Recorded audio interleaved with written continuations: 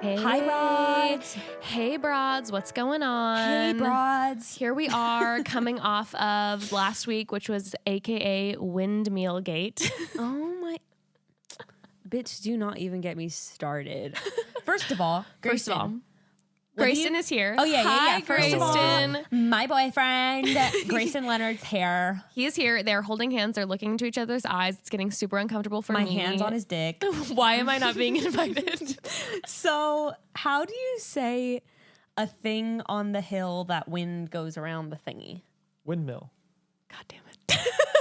What the fuck? Would you think it's weird if we called it a windmill? A what? A windmill? We say windmill. Windmill? Yeah. I think we almost don't even hit the D. I think we more say windmill. Windmill. I say windmill. But do you think it's weird that we say windmill? Have you always said that? Yes. What, do you think I'm just changing it to be cool? TM, windmill. Anyway, we said that a bunch, and then people were like, it's pronounced windmill. Apparently 95% of you guys say windmill. Most everyone says windmill, apparently. Well, turns That's out... like hard for me to say. I know. Turns out it's Bekah and like my Californian accent and whatever else is...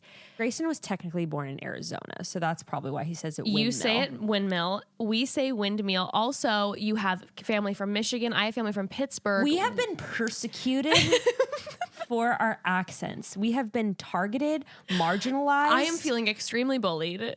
I can't help the way that I speak. Yeah, and you know what? I'm not changing it. My accent is my accent. Yeah, and if you're gonna persecute us for a pronunciation of this word, unsubscribe. For real, I don't know why we say it that way. I don't know either. And you know what? I'm going to text my family and say, all of them, send me voice memos of you saying this word. Do you know I made my parents, I had both of them do it. They say windmill. Oh, well, that makes sense. But you just ask them to say it point blank? No, I didn't say Did you say windmill. it how I say it? Well, that's what you guys just did to me. Then you made me think about it. I thought about the way it's spelled. I showed them the word. I see what you mean. See, if you asked me if I was reading it in a sentence or if it just came up, I might say it totally different. Okay. Well, that's true, actually. Don't you think if someone specifically asked you, you would be if sort of prone to say it more like windmill? Now that I'm aware of it, yes. But if I were to be reading a book and I were to hit that word, I feel like I would just say windmill, which makes sense maybe why people around me would laugh when I would read, what is that book? Don Quixote with all the windmills everywhere. Exactly when were you thinking reading of when that he's out going through the loud? valley. Oh, Toastmasters. My little speech it's like it's baby speech and debate. Like you learn how to properly give a toast. I was like in second grade. That's so And funny. they were having Like you in read Don second Quixote? No, I was joking. In second grade, though, there's a club called Toastmasters where you're learning they're teaching 8-year-olds how to toast. In my little It's like dress. cotillion inside your school. Yeah, it's like make sure like one of the most important things about living is to give a proper toast. You wouldn't want to embarrass yourself. Well, look at Hannah Brown. Hannah Brown could have done That was Toastmasters embarrassing. and she would have gone straight into that season and she would be shining. What'd she do? Remember she was on Colton season and it was super awkward her first date with him. And he was like, you want to give a toast? And she was like, it was super uncomfortable. roll. And then she goes, roll tide. Roll Tide. But then all of a sudden her season, she was giving these flawless toasts. Maybe they made her take Toastmasters. Speaking of windmills, maybe you haven't checked out our recent episode of the podcast on YouTube. Great segue. Thank you. I appreciate that. We have a official Chatty Broads YouTube channel. We used to go. We do. Thank you. The idea is that I'm going to actually use my channel for like making videos of myself. It's not going great, but I'm working on it. I thought you were going to say for Unfortunately, I proposed to Bekah that maybe her and I could just figure out some sort of like stitched up twin situation where I would just like be with her all the time and be like, oh, I'm like kind of my face is in the background of all of her videos. So they'll just kind of become some like symbiosis weird thing that we just start forming together. I vetoed it. So now we have our own Broads channel. Yeah, so subscribe Which does to that. make it easy when you look it up. You just find Chatty Broads. Subscribe. That's where all the videos will be going. And now that we're having Bachelor content coming out soon, you're going to want to hop on that. You're going to want to see our faces talking, not just hear us. And we'd like to make an official announcement that this week we only have one episode. Sorry to disappoint, but it's the holiday season, and this week we're going to have an episode. Next week we'll have two, and then the following 2 weeks there'll be one each. Yeah, we're taking a little breaky-roo. Yeah. Listen, this is kind of weird. Like, we haven't had an episode where Bekah and Grayston come on and really talk about the intimate details of your sex life. But like how you guys really started and how it's been post-baby and now current baby. Congratulations. Thank you. So exciting. Can we talk about you for a second so that the broads like get to know maybe a little bit about you? Oh, you weren't kidding. No, I'm serious. Okay. Yeah. Okay. Give your bio. Give us a bio. My bio. Mm-hmm. Is the link in bio? We're both frowning at it. Oh no, here come the dad jokes. Okay, that wasn't even a good one. Okay, give your little thing. First of all, your name, age, sex, location. Hi, broads. My name's Grayston Leonard. I am 30 years old. I am a male. I am currently... What neighborhood is this? Well, we're in Glassell Park, technically. Okay, we're there. Yeah. Living in Long Beach now. New Long Beach natives. And business owner. New business owner. New dad. You have a lot of news in New your boyfriend. life. A lot of news. A lot of news, yeah. In the last, I think it's like 18 months, we've moved.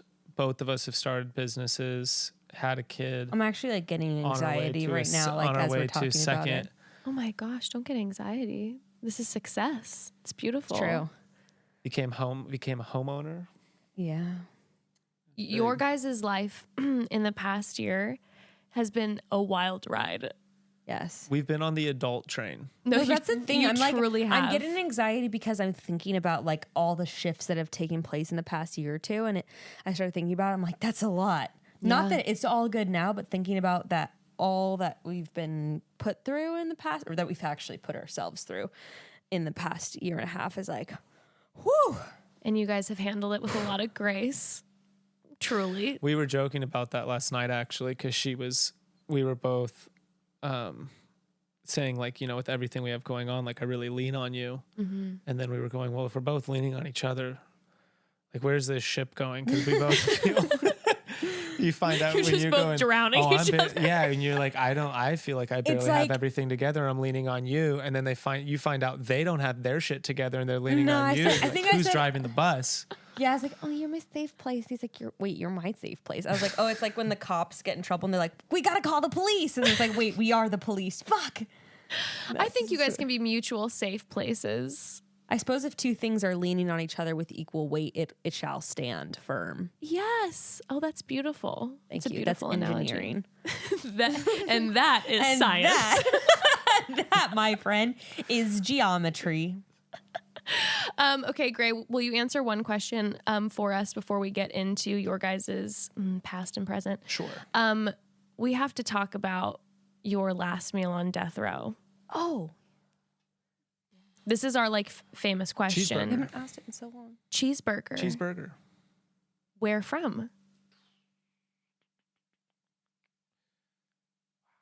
You're about to die. Where's the last cheeseburger that you is eat really from? hard. Mm-hmm. That's really hard. I'd say I'd probably do what sounds in this moment right now. I'd probably want 2 Father's Office burgers, but really? I would want French fries from somewhere else. I'd want French fries from Big Joe's. Okay. And Big Joe's they're not special fries. They don't make them there, but they're the crinkle cut fries with a bunch of Lowry seasoning on it. But they don't overcook the fries, so they're like thick steak. Like their steak fries are super thick, but these are the crinkly, the zigzaggy ones, like what you'd get as a kid. Good and potato-y on the inside. Super potato on the inside, but then like kind of mushy, Oh, greasy yeah. as. God, I love. It's like the Del Taco. But with the burgers, like right those are now, good. I want like the Father's Office style, like ground steak. Okay. Really soft, caramelized onions, goat cheese, arugula on a brioche. Ooh, Glazed brioche. Not bad. I'm hungry. But there's a whole other side of me that wants like the cheap double cheeseburger, American cheese, the shredded lettuce, like dipped in the like the little light mayo vinegar To be honest, I feel like that's what you thing would go with with crispy for your last. bacon that was cooked like 6 hours earlier for the breakfast menu no one buys. What do you drink? Root beer. Or if I'm thinking about That's so sad. Can you if I'm imagine thinking if I'm thinking someone being on death row and they're just like, I'm gonna have Oh, I thought I didn't realize it was the Oh death my row. I thought God, you meant yeah. what do you Just drink scared with the that shit kind out of a of me. burger? Evan just walked past the window and said, oh my God.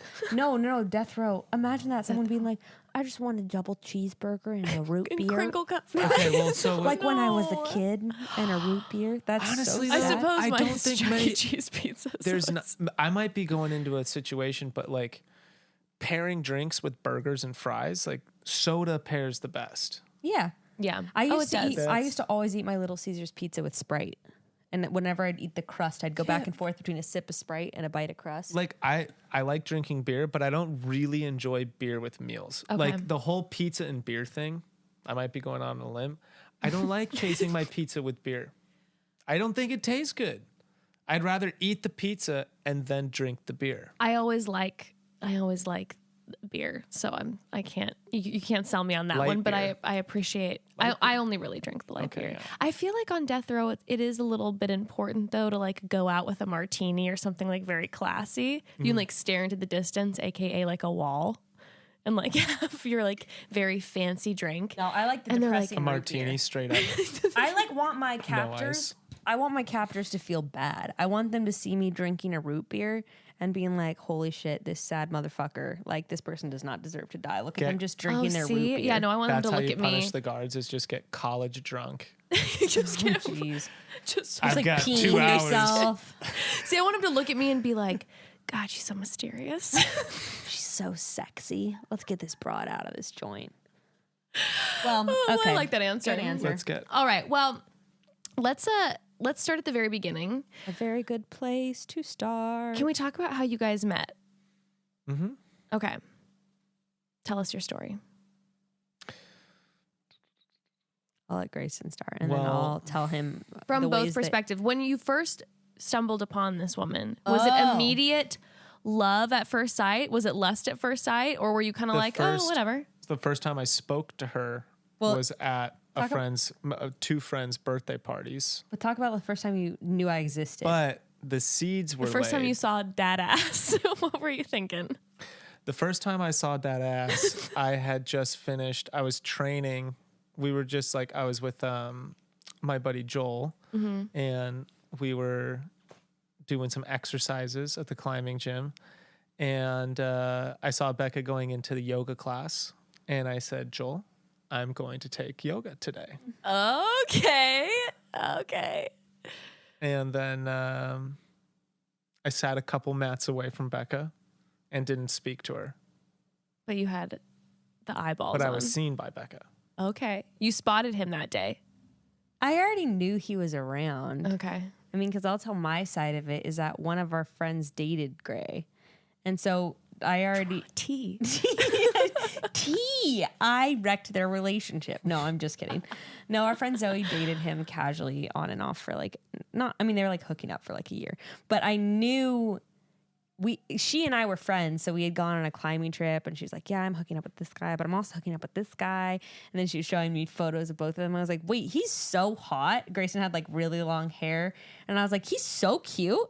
And I actually even remember, I was like, how do you find guys like this? And she's like, oh, he just like climbs at the gym. Like, she's like, yeah, he's great. And then they broke up and I kind of heard of that whole dramatic story.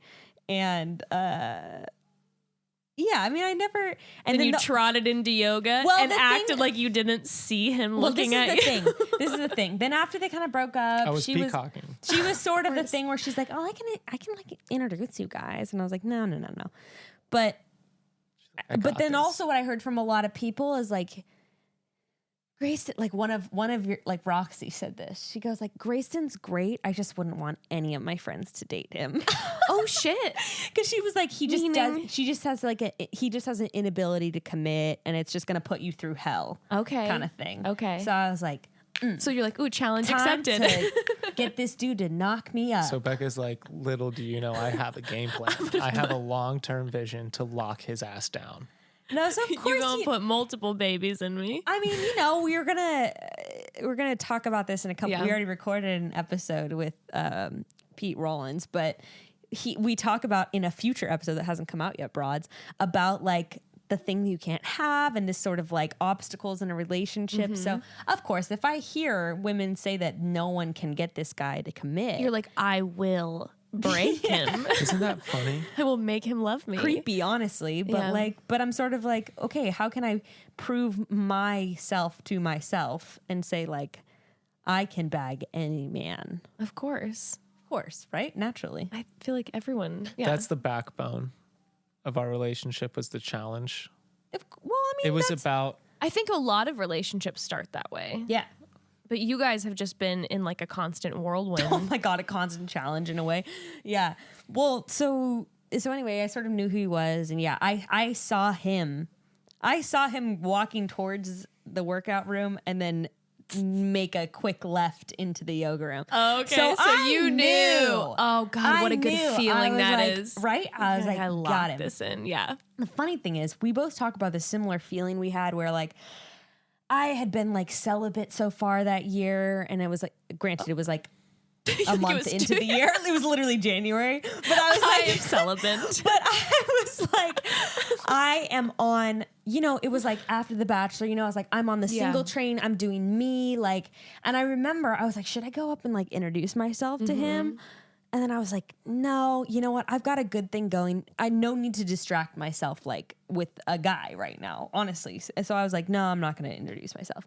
And then Gray, you said you sort of had like a similar. well, yeah. So I was basically after dating Zoe, my friend was like, you need to focus on your business and stop focusing. Not girls. focusing, but he's like, girls are definitely a distraction. Sure. Because dating can be a really big distraction. And he Yeah, it was takes like, up a lot of your if you, energy. he's It like, really if does. you applied all the energy into, pursuing your something dreams else. like you do pursuing women. he was like, you'd be down. And I was like, oh, that's sage. Yeah. So I'm going to do that.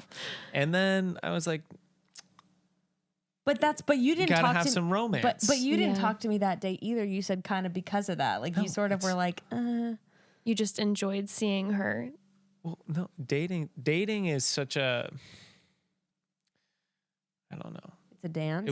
It was strategy, not talking to her in the yoga room. We had mutual friends. Sure. It's like we know of each other, We'll run into each other. but eventually. we'd never seen each other we'd never been in the same room. But you're gonna put yourself in her There mind's was a eye. level of interest. Sure. Yeah. But you can't rush those things. I If you think know that that's you're going to smart. see that person, if you know you're going to cross paths eventually, Yeah. you don't You're have to.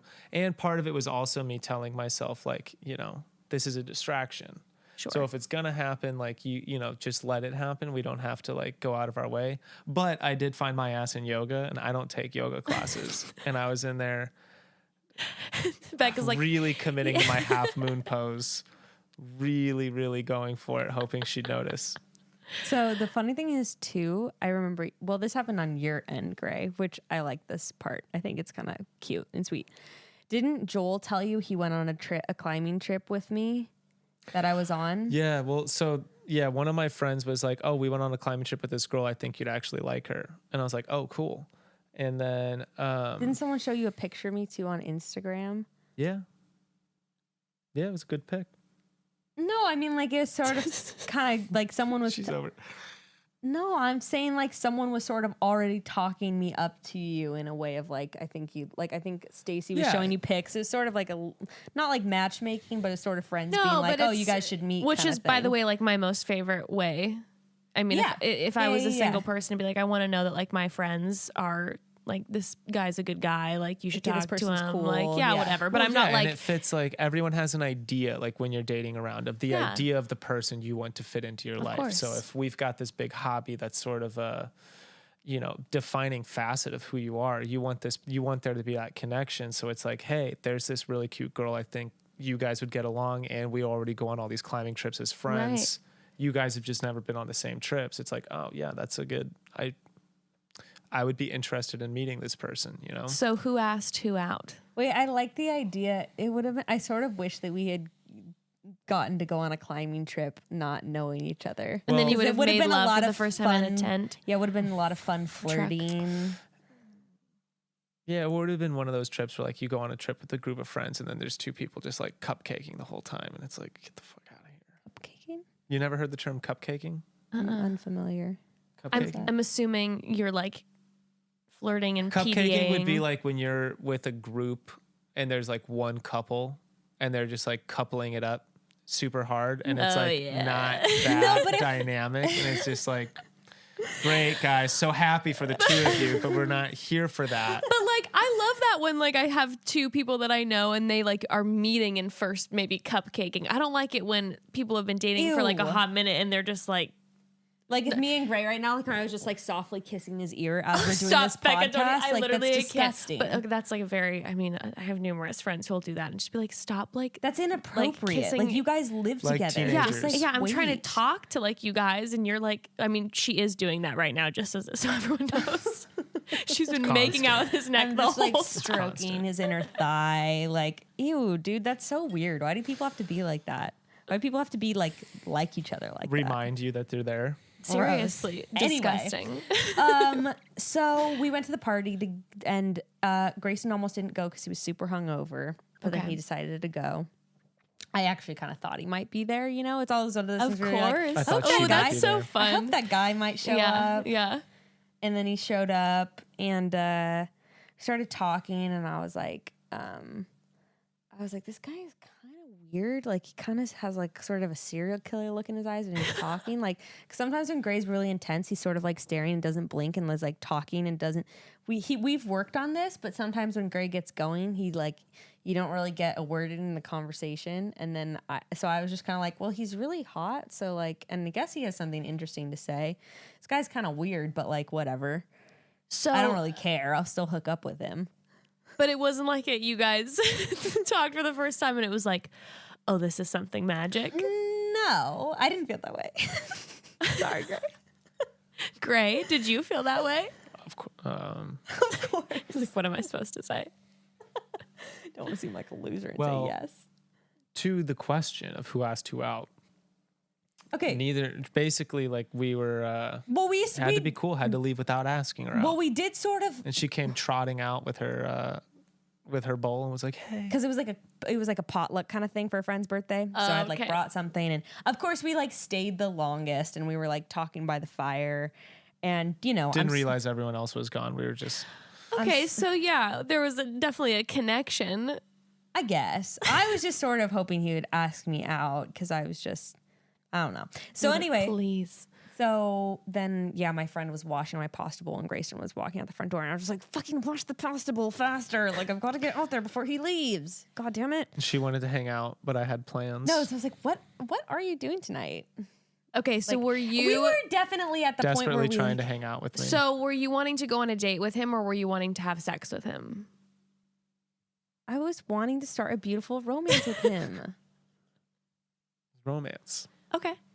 No, I was wanting. I mean, I don't know. It's like one of those things. I was gonna like laugh and just say I wanted to have sex, but you know, it's one of those things where like you meet a new person and it's like interesting. And you don't know what's gonna happen. Yeah, of So I don't think I course. had any idea in my head if like I wanted to date this person, if I wanted to just sleep with him. You Definitely Yeah, explore it. But Yeah, wanted you to just explore like- it. Got it. like it would be fun to like go to a movie together and like see what happens. Like, you know, pretty quick if you're gonna be like, this is would I want to see this person multiple times and figure it out, or is this For just like an sure. absolute thought? Right. Okay. I wasn't sure if it was gonna go. Yeah, but it's just like, you know, It was I want to worth hang out being with you. like, we talked for a few hours. I would now like to hang out with you outside of a group setting and see like, is it gonna be just crazy awkward, or are we gonna actually have fun? Right. An alone moment. Yeah, and then it So- was just kind of hit it off. Well, so then we exchanged numbers, but then Grayston texted me like that night and was like, because he said he was busy, he had made plans with friends, and he texted me that night and It's was not like, that night. "Would you like?" Yes, it was. Yeah, he was like, I mean, it was nice because Oh, I love that. I had been dealing with like back and forth of like guys where they would just like place, like older guys too, who are like 35, who would play games and like wouldn't respond for like 7 hours. And I'm like, dude, I know you have your phone on you. Like, why just fucking text me back? Like, I'm not trying to be like in junior high and text back and forth all day. I just want to like some communication. When you have a connection with a guy and later that evening or like a few hours later, you get a text message that says like, hey, it was nice talking. Such a turn on to me. The great thing is that Gray was never like, he was never wanting to have a text conversation, but it was like, what are you doing Tuesday night? And I was like, I'm free. And so he was like, okay, do you want to go to Apple Pan? And I was like, well, at the time I was gluten-free, vegetarian, and dairy-free. So I was like, burgers and apple pies probably not going to work for me. You're going to have to take me to a farm and give me produce. If you guys haven't been to Apple Pan, you should go to Apple Pan. I've never been. It's really good. So then he was like, okay, well, and this was really sweet too. He was like, well, then in that case, why don't you come over and I'll cook you dinner? Oh, I remember hearing that. You know? Yeah. So I'm like, okay. Impressive. So I show up on Tuesday, and first of all, like your little house, the front house, which I don't know you ever saw, of it was the front house of our old apartment because there's 2 units, and like the doors were all open, and it was kind of this funky, it just felt like this funky like ramshackle house with all these vines all over the place and like weird stuff all over the walls, and he's just cooking, and I really liked it. It was totally my vibe, you know. And so he made me like some really good like seared tuna with like rice and kimchi and like all this, you know, I don't know, whatever he made. Something good, something interesting. And I was like, okay, sous chef Grayston. I remember when you first told me about Gray is the first thing you were like, oh yeah. I'm like, what'd you guys do? Because I think when you and I talked, you had gone on 2 dates, I think. Well, and then we met and you told me about that Harry's birthday, right? Yeah, that was short. I don't think she was. I met you and Evan at Harry's birthday. Oh. Well, anyway. That was, Yeah, Yes. so and then that date went well, and then I ended up spending the night. And that actually was like a really nice first date, and it was really cool. Oh my God, do you know what I wrote in my journal? Because I was journaling a lot at that time. Oh my God, this is so sweet. I wrote it it was the next day, and I said, wow, I can't believe I wrote this. It's crazy. I said, I don't know him. I'll have to find it because I have the journal. I was like, I don't know him, but like, I love him. Like, I just know that I love him right now. Well, I wasn't typing. I wrote it. Yeah. I was like, I don't know him, but like, I love him. Like, I love the person that he is already. And I wasn't like in love with him, but I was like, I love him. Yeah, I love like the person that he is. Like so you I had said, like your lightsaber in your closet, and like you were just so you. I remember, like I said, when you first you'd been out on 2 dates, and like you were speaking very warmly of him. And I remember thinking like you and I didn't know each other super well, but when we would get together, you were just kind of like, we would always just kind of fuck around and joke and just be like kind of, I don't know, we'd be like salty and whatever. And then you talked about Gray and you've been on these 2 dates. It was a very warm, like, you were like, yeah, I don't know. I like him a lot. Like, this is the thing. I haven't throughout all of our journey, and I'm actually not joking when I say this, I haven't always liked Grayston, but I always loved the person that he was. Like, and I always knew that I could trust the person that he was, and that I loved him for just being him throughout all of it, even though there was a lot of times where I didn't like him or didn't even like want to be around him sometimes.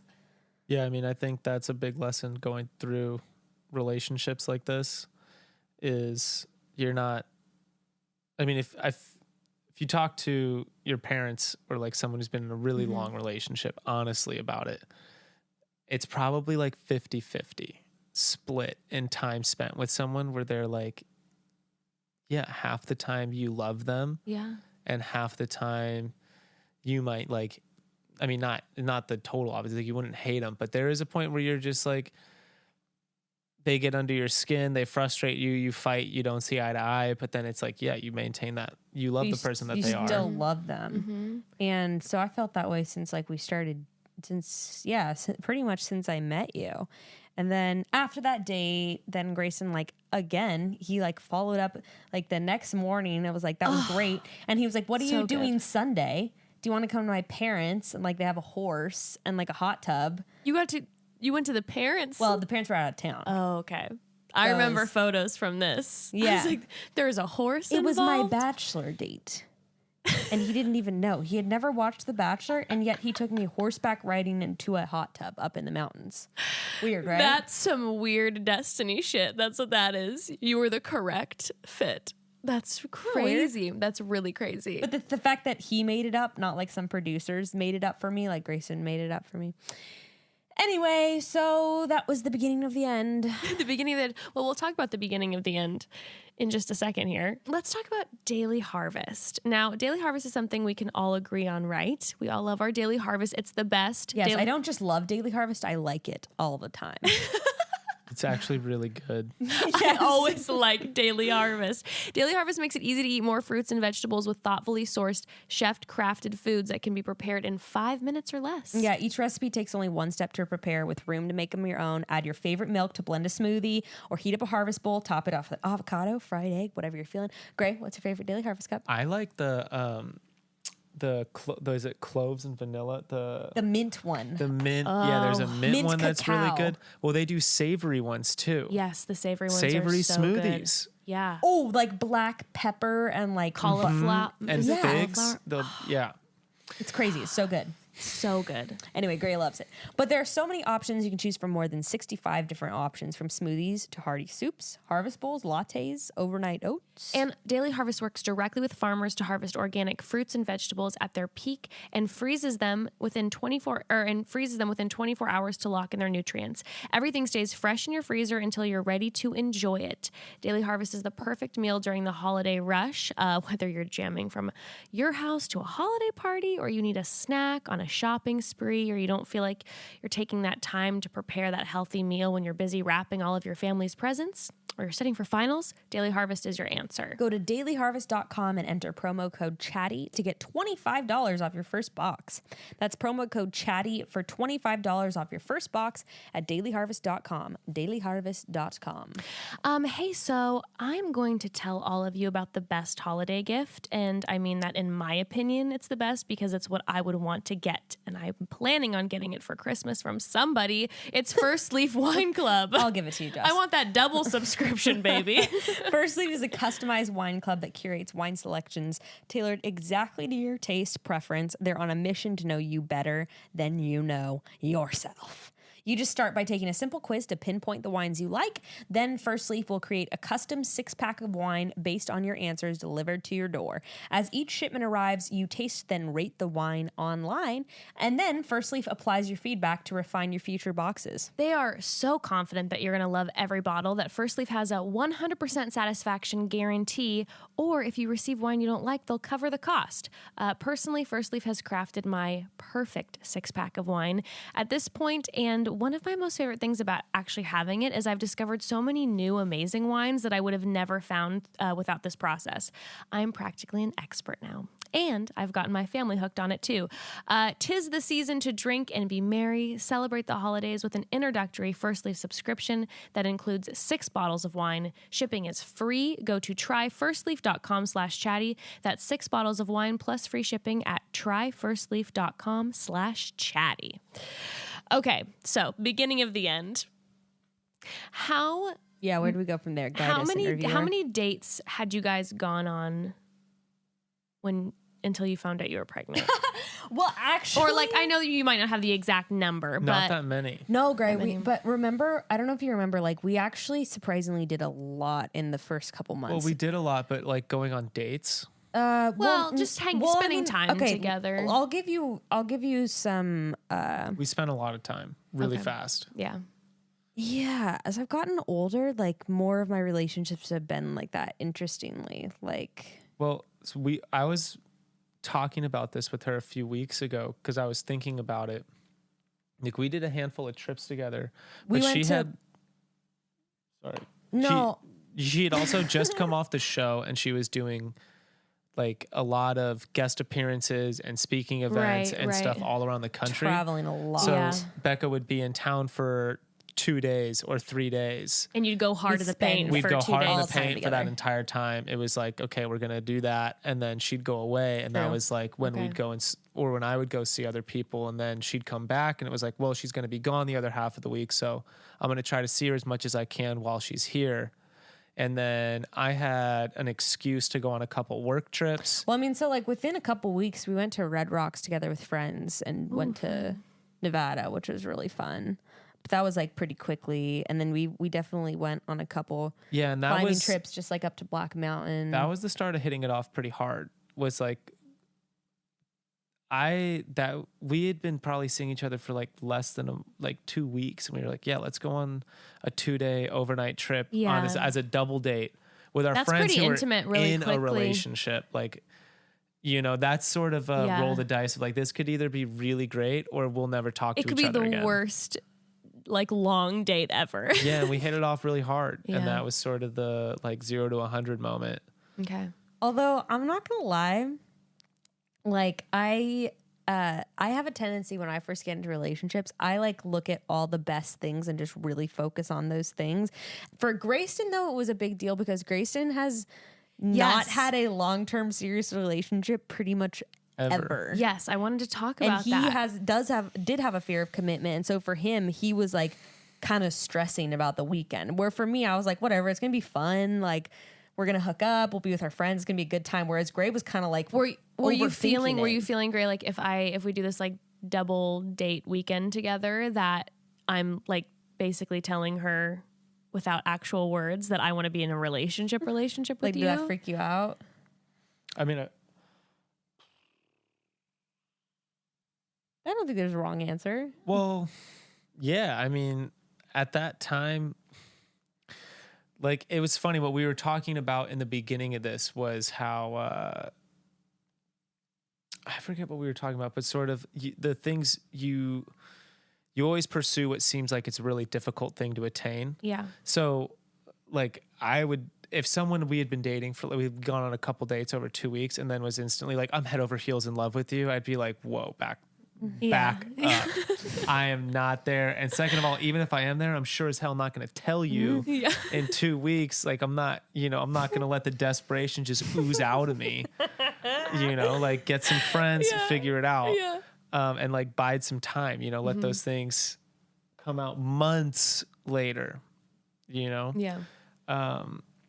So yeah, I mean, like, the idea, I was someone, when I was dating, I was very cognizant of like, how much time are you spending with this person? How many days in a row are you doing this? What kind of message or signals is that sending? Do you want to send those signals? Wow. Okay. So You there was know? a Not lot. me. Becca's just like, this is The great. going on a trip with her was like, I'm breaking. Okay. That cycle. Yeah. Wow. And my thing for me has always been like, I'll go if he gets these signals that I'm into him and then I'm not, like, whatever, I'll just dump him. Right. Like, I don't give a fuck. And Right. then, And And you for have me, it all was this- like, I'm going to break out of this sort of, mentality that I'd been in. Of, really? Was it conscious like that? kind of. I mean, there was You had to override that normal programming of being like, no, don't well, do I this. think there's this idea of dating people just to date people, like intentionally staying single Yeah. to have fun dating, as opposed to like inadvertently staying single, dating a lot, but like trying to find someone Right. without forcing it. Of like, the whole point is to try and hopefully find that person that Yeah. you're like, yeah, I want to keep doing this. Were you And in that- sometimes that's 3 times you see someone, sometimes it's a couple of months, and sometimes, you immediately know that you want to really spend time. Had you been in that mode for the past few years? Like, were you looking for a serious relationship or like not, or were you consciously keeping yourself out of that mentality? Well, I always thought in my mind was like, you can't go into something hoping it will be that serious relationship. Mm-hmm. It was more just like, go into it, have some fun, and see what the hell happens. And like, but actually see these people for who they are. Yeah. And at a certain point when you're like, you do think about it. Like, for me, if I would went on a date with someone and I had a really good date, I'd be sitting there in the kitchen with them being like, wow, this could be like my wife. Like this, what would my, life flash into the future, like 30 years from now? Like, what kind of mom would this person be? What does life Wow. look like with this person? And then you see them do something and you're like, oh, fuck no. Like, you just, But I see you. I resonate. I feel like our Like what Libra they energy, do. we're overthinkers. and you put everything is very precious. So there is, but the second that it's done, you're like, no. You have that moment and and that first day, and you see this moment, and you're like, oh my gosh, like I can see myself running through the dandelion field with this person. It's so romantic. And then they click their jaw when they eat, and you're like, kill that's yourself. That's gonna be a hard pass. Get the hell away from me. Don't block the number. Block all social media. They're a jaw clicker. And then you're like, that's it. Clicker. Block That's all social media. it. Or you hear them pronounce a word one way. So I have. And you're like, you say windmill? That was when I knew Deal it was over breaker. with Bekah. So when Bekah came to you and was like, I'm pregnant. Wait, so even before that, we went to like Gray went to Utah, had a trip to Utah, and he like invited me. This is like 2 months in to go to Utah with him. So and you we guys- went to like Utah for You a guys week. were like, you guys were rolling in your relationship. I mean, This we was, like when we went to Utah, like we drove in his car there, and it was like a 12-hour drive, and we camped out on the along the way in the back of his truck, and we like stayed in Airbnb together. This wasn't a situation of you guys like, I had gone on a couple dates, we had hooked up a few times, and then I got pregnant. It was like you guys were seeing each other. Yeah, but to be totally honest, like in the little bit of time leading, like in the couple weeks leading up to It was getting weird. pregnant, it was weird because we were both in really weird personal transitions where he was going into his business stuff and was like, dude, I don't have emotional energy and time for this, even though I want to be in this. And for me, I was like figuring all sorts of shit out where I was like, I mean, think about this. This is like in April, May. This is towards the end of The Bachelor. Well, I'm she like, was thinking do of I going go on- on Paradise? Yeah, like the producers were hounding That her was to the go on big to Paradise. question. And we were Hounding me. talking about that. Yeah. She was originally going to go on the show, and it was this sort of idea of like when you date someone knowing they're going to go on vacation for 3 months. Yeah. And you're like, Study, I'm- I was gonna say, and you're but like, when well, you're this is abroad, the best no because I can rules. go into this thing. Like no I can strings dive in attached. head first, and that they're was gonna Grayston's leave. safe place. Yeah, I think you- in the beginning of this. you were Gonna go on confident. Paradise, Yeah, I and was you were gonna be confident that like free. even if you hurt this girl, she'd be springboarding off into like this success, and all this goodness was coming her way. So it was probably not as much. Well, and it was also the stress. sort of like we can end this thing and be like, well, like maybe when you get back, like we can, and then it's like, no, But then, dude, but then you're shit gonna was go getting away. weird. We don't have to ever talk about it. Literally on the night Ruth was conceived, because shit got really weird. Like once we got back from Utah, because then it was like, I like you.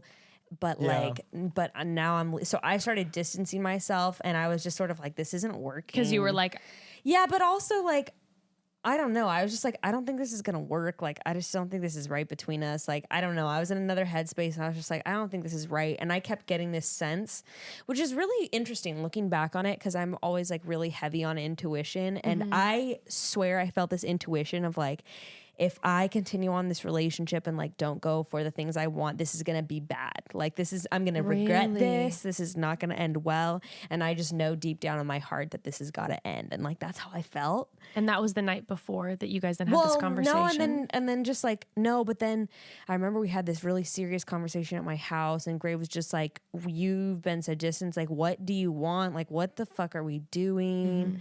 And I think we ended up saying I love you, or Grayston said I love you. Really? Yeah. Oh, Well, it was weird. It was so you made I did love. decide. Yeah, a but it was baby came. weird. there's this like for me, Wasn't that romantic?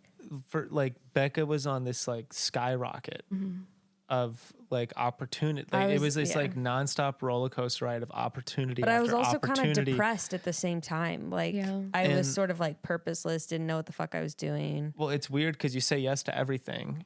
Because it was like, course. why would you say no in Yeah, this and point? you don't want to Do lose you the wanna- opportunity in the moment. of course. Exactly. And then it was this idea of me being very consciously aware of like, this girl's entire life is changing for the better, like economically for sure. Of like, who am I to be like, don't go on this show. Yeah, and I was starting to Don't like, promote this like public. and I was like starting to go on auditions for like Netflix shows and stuff like that, like bigger stuff. and it was like, yeah, I'm gonna, wow. me dating her for 2 months, I'm gonna be like, don't go on those, don't take those opportunities for us. It was like, who the hell am I to put my foot down? So it was sort of a like, what do you want?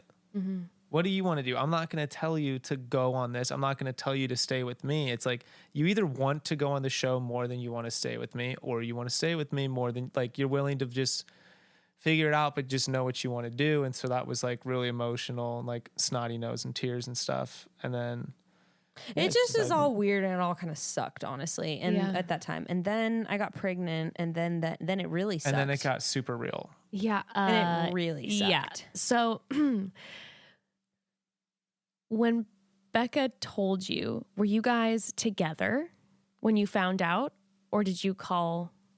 No, I called. He was at work. I was in my apartment. Did you call right away? Yeah. Well, there was the like we both knew she might be. We didn't know Yeah, for because I certain. told him not to pull out. Okay. Let's just make that clear. And then I figured out, because I was like... We all know that moment. We've all done Well, it. because I was like very Guys, when loosely... that moment... some moments are meant to be lived in. Sometimes when you're living in the moment and someone tells you to do something like, don't pull out, consider not living in that moment. Not that Ruth isn't a precious part of our lives. Did you tell him to not pull I out? was Ruth. loosely tracking my cycle and like, but not really paying attention. And like in the past, if I was around my period, I'd be like, it's fine. You don't have to pull out. And I was loosely tracking. And then basically I told him not to pull out because like, it's probably fine. And then I looked and I was ovulating the next day on my tracker. Holy shit. Can I ask a question of, did you tell him not to pull out because you were enjoying the moment and wanted to have the full experience in that way? Or when you're talking about your intuition, was something like going on in the back of your brain that like you feel like... No, I'm not saying in like a weird sabotaging way. I'm saying like... I think there was a really weird part of me, and I think this is actually part of the reason why we didn't take Plan B, even though like I've taken Plan B before. I don't have anything against it or anything like that. There was like a weird part of me that was like, what if this what if I wonder if I could get pregnant, and which like doesn't make any sense. And it wasn't like I want to be pregnant. It was just like, I wonder like what would happen. And it was this very like that was a very distant thought in the back of my head for sure. Of like, you know, that thing where you're like, could this be possible? And but then reality hits and you're like, wait, yep, this is very possible, you fucking idiot. Of course, you're ovulating. Like, so you knew. Because we both can't even explain why I didn't go and take Plan B the next day. Yeah. It doesn't make any sense. It's so stupid. And then, yeah, so I took a pregnancy test right before my period started. And I got BFP, as they call it on the interwebs, the big fat positive. Oh yeah. Yeah, no, we were trying to figure out what that meant when I was looking up if I was pregnant or not. So, I called Gray. I honestly, I mean, we kind of talked about this last time. I really don't want to get into those first few weeks and all that kind of stuff, because it was honestly like looking back on it now, especially being pregnant again, it's traumatic. It's traumatic. It's super traumatic. Like when you, it was so hard for us in our relationship moving forward, because like in a way our trust for each other got sort of like broken, where like, yeah, I don't know how else to describe it. It was like we just didn't trust each other. Like I didn't trust the way, like in the ways that he reacted towards me, which were pretty normal. I mean, it wasn't anything crazy. And then like in the way he felt towards me, of me making a decision that he didn't have any control over. It was just like this lack of trust in a way. It's also, for me, a big thing was it's like this moment, you're not allowed to be selfish anymore. Yeah. Like if you're just in a relationship with, you know, and no shade to anyone, but if you're in a relationship without a kid, like you still have your own life. Of course. You still, like, as much as that other person is in it, like you do it's you still have your own life. You legitimately have freedom. Like for people with kids, looking at people in relationships without kids, you're like, oh my God, like it you definitely lucky bastards. It definitely changes. You are free. You can do whatever you want at any moment. It's incredible. And then when you have a kid with someone, you're like, this isn't me anymore. This is us. Yeah, and now you can't be selfish. It's not. There's no selfishness anymore. Yeah, really. and I don't mean this like I'm not trying to be funny and throw shade, but you had been living years and years of just getting to be fully selfish, like even Completely. and not even being in a Well, not being in a serious relationship, because yeah. even that was a big shift for him too, where I'd be like, okay, can you let me know if you're going on a fucking trip for a week? Like, not that you owe this to me, Right, but like, because why would you do that? Because you haven't done it in the past. right? It's like, it's Yeah. not like you owe that to me, but like when you're in a relationship, you kind of like consider people, Yeah, or no, if you it like would- say you're gonna come over later and then you just I would don't, do stuff. you know? Yeah. I would make like ambivalent. Like, I would just be like, yeah, I don't know. Like, yeah, maybe we'll, we'll Maybe do we'll something. get together Maybe later I'll see you And next maybe I week. would just go. won't I text would go you. out of town or something, and she'd be like, "What the hell?" And I was like, "What do you Right. like? Chill out. Yeah. Like, you go on trips all the time. I'm going on a trip with my friends. Like, I'll see you in a week." So in like one like foul swoop, you had like the first serious Super relationship, committed. and you're a father. Yeah, Were you super anxious? there was a And big the mix of business. things. And The the business. See, that was the other business. side The of business was like one of the biggest So parts of it, Grayston to was be honest. starting the gym and This climbing gym, the Long climbing Beach gym, Rising, shout and out. if you've ever started a large business, Any kind of business, but this business is huge. but your business is big, and you're having to deal with. Yeah, I have like Literally so every- I oh, gosh. have like a lot of people involved in this. Like, I am responsible to a lot of like managing a bunch of portfolios. I'm responsible to other people, not just to myself, to succeed in this business. So it's like, actually a decent amount of other Yeah, people, and who so- are like invested. yeah. So this isn't, you start a business because it's what you want to do, but the responsibilities like are to other people. It's like, it's a very unselfish thing. Like, as much as I am my own boss, I'm working for I'm working for these other means. Right. So to then have something like a kid, like what was happening in my brain was like, I was suddenly conflicted between where do I put my energy? And now, like, I'd always wanted to be a dad. The thought of having a kid wasn't like, I'd always wanted to, but the idea of having one unprepared, like unexpectedly, was nightmarish to me. Yeah. Because I was also like, what a worse time. Because I'm You so had so much. concerned about this. I have no idea. I'm doing this for the first time. This is consuming all of my emotional waking and like mental energy. And now I'm supposed to be there for this person. Like, this is exactly what I'm not supposed to be doing while starting a business. At least that's what I thought. It was actually the best thing for me because it just was like really narrowed my focus of like, there are two things that matter the most in my life right now, is like being there for Bekah and starting this business. And it was sort of like weed out all the BS and all the distractions. I don't even know what was going through my head. It's just like that. It was like navigating fucking Instagram and navigating bachelor shit and navigating business stuff and then relationship stuff and then like motherhood stuff. It's just crazy. I mean, the thing for me is the chillest thing going on for me last year in 2018 was the baby shit. Like, I never had a doubt in my mind about like and I actually told Gray when I got pregnant, and he was just like, well, like, what about all these opportunities ahead of you that are going to like disappear? And I was like, I don't know. Like, She kind of blew me away with that one. Yeah. I said, like, I don't know. Like, I feel like this is, and this sounds selfish. Like, I'm not saying that like we had a kid so that I could get motivated, but I was like, I can't think of anything that would like give me a greater purpose. Like, Of course. and I guess that, I mean, it sounds sort of selfish to like bring a kid in the world so you can have a purpose. But I knew that like, Well, you my wanted dad children. my dad told me like, you've always wanted to be a mom. Like, this is what you've always Yeah. I wanted. mean, I think it's hard to rationalize decisions like deciding to do something like that. It's not a logical decision. It's like It's very it's like true. a gut check Yep. decision of, the odds, or not the odds, but you're looking at the obstacles that are ahead of you. You're looking at the challenges that already exist in your life, and you're trying to think of the ones that may come up. Right. And it's like, it ultimately doesn't matter. Pretty fast, like, are you gonna be a mom, or are you Well, which gonna is why do it's this? important that people don't judge other people's decisions, because there are so many factors going on in everyone's personal life. Like, at the end of the day, I know that when you guys announced that you guys got backlash and you were dealing with people who were like, is it responsible and all that? And it's like, people don't understand that there were so many hours. I mean, and I don't even know, because I'm just was a friend, and we were just, you know, starting to become friends. And this is then like after the podcast, when you were, you know, what, 7 months pregnant.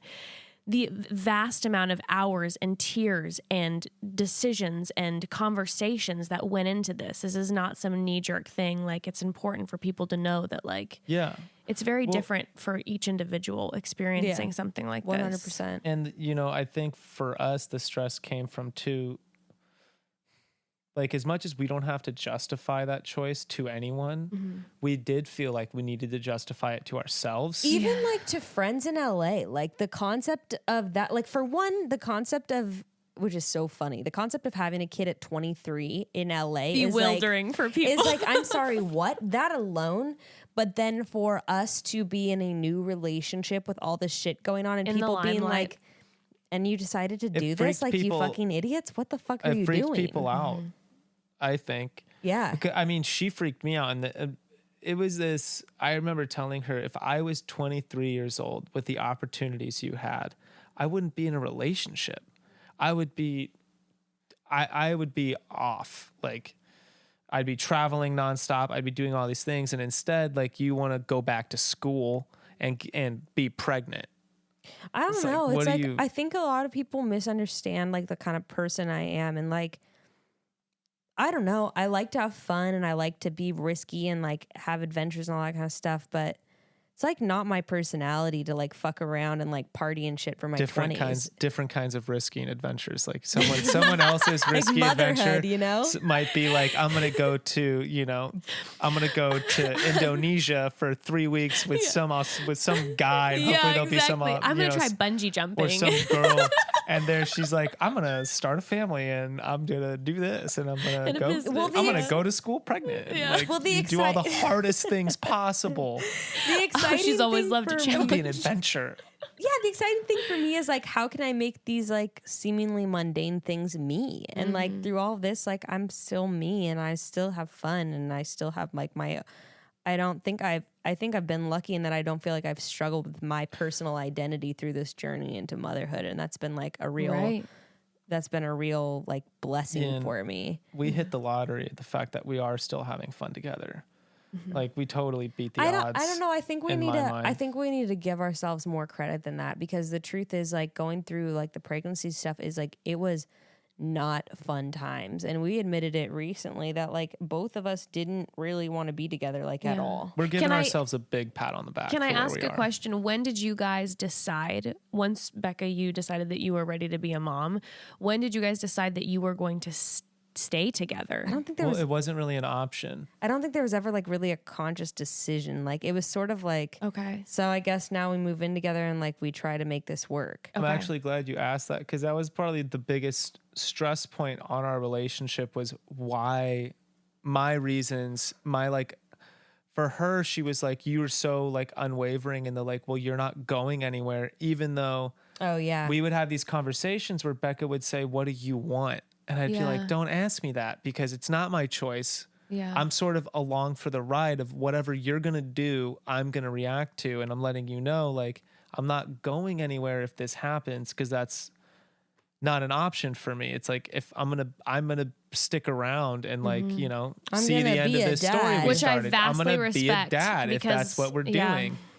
And then that was never an option for Grayston. It was like, I'm gonna be a present dad. For her, it was like, well, then what the fuck is our relationship? Is it just a responsibility? Is it just an obligation? Are you just with me because you are deciding to be a dad? Is this contractual at this point? Yeah, like we're living together just because you're like, and then that's convenience. Really hard when you're with someone of like, are you okay being with somebody where your journey might be that we grew to like love each other, or that like I fell in love with this person and then we did this. It's like we both had to accept the fact that our narrative was going to be like, we're going to work at our relationship, but and we're going to work hard for it, and we're going to like, I don't know how you felt, but I felt, if I'm being completely truthful, I think I felt in that first year, like I had a bit of an escape plan, like going out. I was like, all right, so we're going to do this. And maybe like a year after this baby's born, like maybe we'll part ways and we'll live close to each other and I still we'll think both be about in it. Shut up. And like we'll live on the same street and we'll have Yeah. equal time with the baby. Like We would I have- was always You were thinking We planned would out. about have that. Always. full conversations about it. Yeah.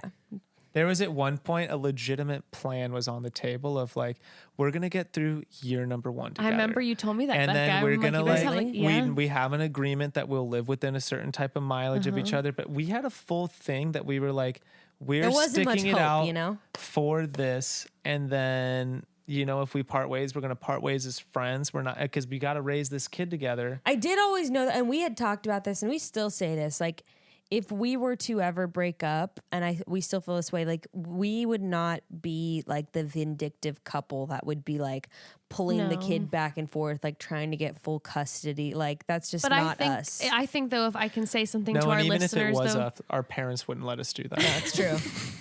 but I think something that's important for the listeners to know is, I when you say that, I would like as a spectator wholeheartedly believe it.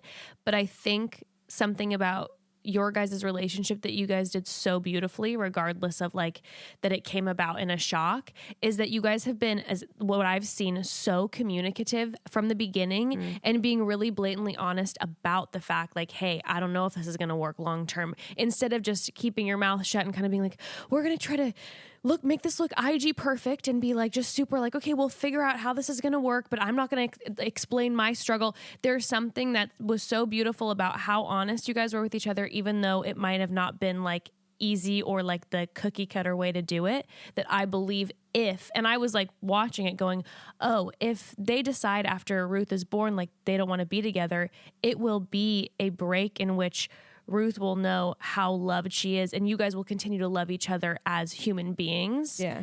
Because, and I think if listeners, and if you end up in a situation like this, the communication was beautiful between the two of you and always has been from the outside. Well, yeah, and I also think you gotta like ask yourself, do I really care about and love this person? And like my thing was, even if Gray was to like, even now, if he was to like cheat on me and do something terrible, like I'd still care about him, and like I would still care about Ruth, and I would still want, like, I still know, man, I saw somebody do a post about this on Instagram, and she was like, when me and my first husband broke up, no one asked if he was a good father. They just like pushed me to like try to get full custody. And she's like, the truth is though, if I was being honest with myself, like my ex-husband was a good fucking father. And like, she's like, I never felt like I had the right to deprive my child of a good father. And like I definitely felt that way, where like there's no way I would like try to take away my child from a father that like loves her and that like takes care of her and cherishes her. Like Yeah. no matter what he'd do to me, like nothing's gonna come in the way of knowing that he is a good parent to my children. Yeah. But we were also like, if we're just fighting, if neither one of us wants to be in this, What are we doing? what's the, like, why would we stick around to raise a kid in Right. that thing? And Like, it- let's just both be happy. And it was hard too, because like we said this recently, where it's like we both admitted that we were both saying like I love you, and we are just trying to kind of convince ourselves, where you're like I love you so much, in your head you're like I think I love this person so much, like I want to Yeah. like this person, but I don't really that much. But that's why I think it's like we were both, we both really place a lot of value on honesty, which sounds like, oh, I'm not going to place value on honesty. But Yeah, it is like, cliche. it is really hard. It may To sound find cliche, someone- but a lot of people don't do it. I mean, let's be real. No, and it's sort of like that's what you do owe someone in that situation, is like, it took me a long time to get comfortable telling her that talking about my doubts between us. But then only once we do is it sort of like, wow, I'm really happy I got to put that out there. And then we actually have something. Yeah, I mean there was like there's certain things something, it becomes, there's a physical thing there, even if it's just words. It's like, oh wow, we can actually, now we can deal with this. Yeah. At and least when- now it's out. Like when you were able to verbalize to me, like I don't want to like be intimate in multiple ways with you because I'm angry. I've been angry at you. Like that means to hear somebody admit something and like it is powerful and it actually helps. Like as much as you think it's going to be worse, it actually like, you know what's going on. Right. It may be hard in the moment, but like it takes the guesswork out, which is where so much of the anxiety in a relationship is. And I feel like that festers bitterness too, is when you're just stuffing stuff instead of 100% verbalizing And there it. was a lot of working through that of like unpacking what's actually going on. And it's not fun. Were you guys...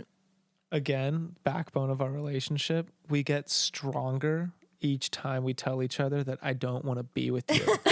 And then I hear that and I say, oh really? Because watch how I good shine. I am. Watch how I shine. Watch me glow right now, bitch, because you're never going to find another. I'm going to make you breakfast tomorrow and do the dishes. Fine. Yeah, go find that. Watch this. And I'll tell her, and then she'll be like, fine, prove it. All right. Challenge accepted. Challenge accepted. Okay, well, let's pause for 1 second because I just want to talk about remembering when you get a pair of socks for Christmas. Do you remember that? Yeah, the I worst. still get socks. Well, it used to be the worst. You go like in your stocking, you'd be like, cool, it's a sock and a big sock. And they're white or they're black dress socks, and it was the worst. Well, it's not the case anymore. Socks are hot now, and the brand that started it all is Stance. The quality... Thank you, Grayston, for the applause. The quality and detail that goes into Stance socks is truly incredible. The designs range from simple to elaborate with a ton of insanely cool collaborations. I have a really cool just pattern on my Stance socks, Gray. I actually think you have like Michael Jordan Stance socks. Yeah, I really like the Stance Oh, socks. they're so good. I have Dennis Rodman, Michael Jordan. I have Dragon Ball Z ones. Ooh. Yeah, see, they've got their NBA and MLB collections, Star Wars, The Office, Elf, Step Brothers. I need to get you the Step Brothers socks. Oh, that's a Christmas gift. Wu-Tang, Metallica, a lot more. When you slip into a pair of Stance socks, you'll understand that supreme comfort level and quality of these socks. Yes, quality socks for the whole family. My current personal favorite collab with Stance is the Office socks. I got my Dunder Mifflin socks on the way. Michael Scott, Dwight Schrute socks. Vance refrigeration they have. It's amazing. And you better believe that a few of the people in my life will be lucky enough to receive some of those. This brand not only feels good on your feet, it makes your heart feel good too, because they have a huge annual support for Socks for Heroes, which sends fresh socks to deployed military that badly need them, to collabs that have raised money for clean water initiatives in Africa, to California wildfire victims, to breast cancer awareness, and their annual sponsorship of the World Adaptive Surf Championship. It's awesome to see how much Stance gives back. Well, our listeners, guys, this is a really good offer. Just listen up. Seriously. Our listeners get a free pair of socks with their next order. Free. Yes.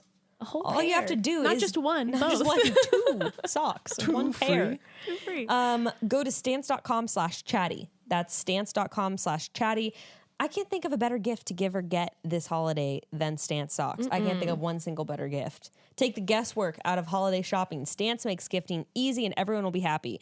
Stance.com/chatty for all your holiday needs, and free socks with the purchase. That's a free gift you can give to someone. Yes. Code so chatty, good. /chatty. I mean, stance.com/chatty.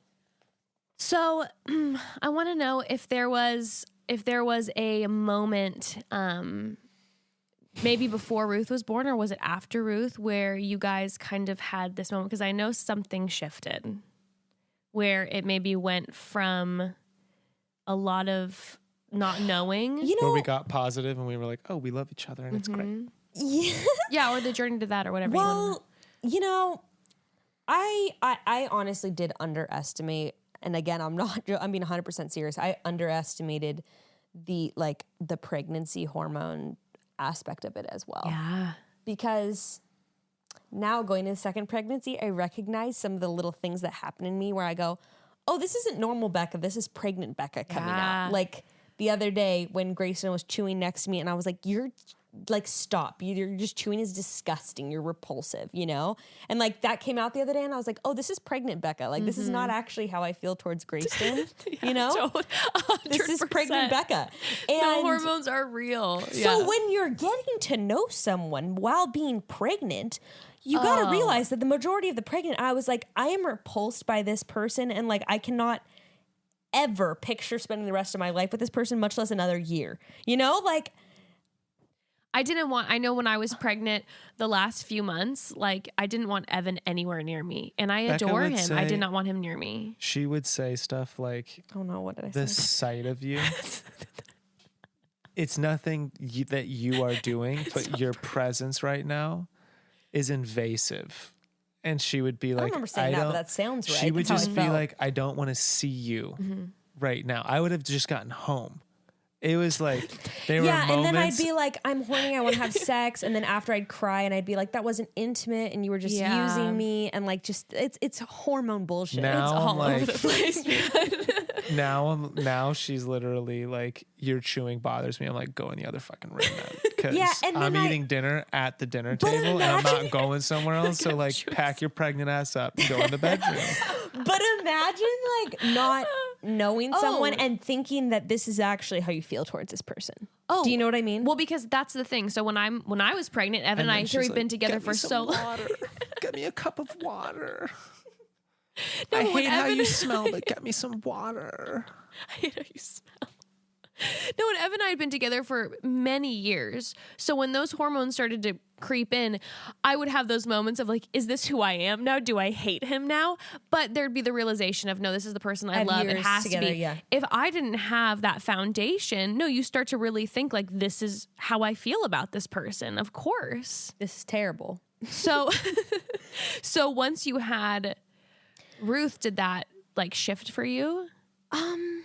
It's really hard to pinpoint it. I mean, there was a lot of shifts. Like, to be honest, I think the final biggest shift for me personally was when we moved into this new house in Long Beach. And it was sort of this like symbolic shift. Like, we left behind our first place we had been in together that had a lot of beautiful memories with Ruth, but also a lot of painful arguments, fights. Like, I don't even know if we've like hardly even had a fight in the new house. And it's like, there's Don't some desecrate it. Yeah, no, knock on wood. As soon as you guys start arguing, you gotta like go for a drive and go somewhere else. Fight outside. Yeah. The neighbors are like, my God. It's bad at fighting energy in this house. But like that shift of being like, okay, like stepping into a new chapter was really for me like the final release of like letting go of a lot of the shit that we had carried through our relationship. So I felt for me like that was like the final shift into like, we're in a good place. Yeah. We're finally like in a good place where I'm like in a good, confident place.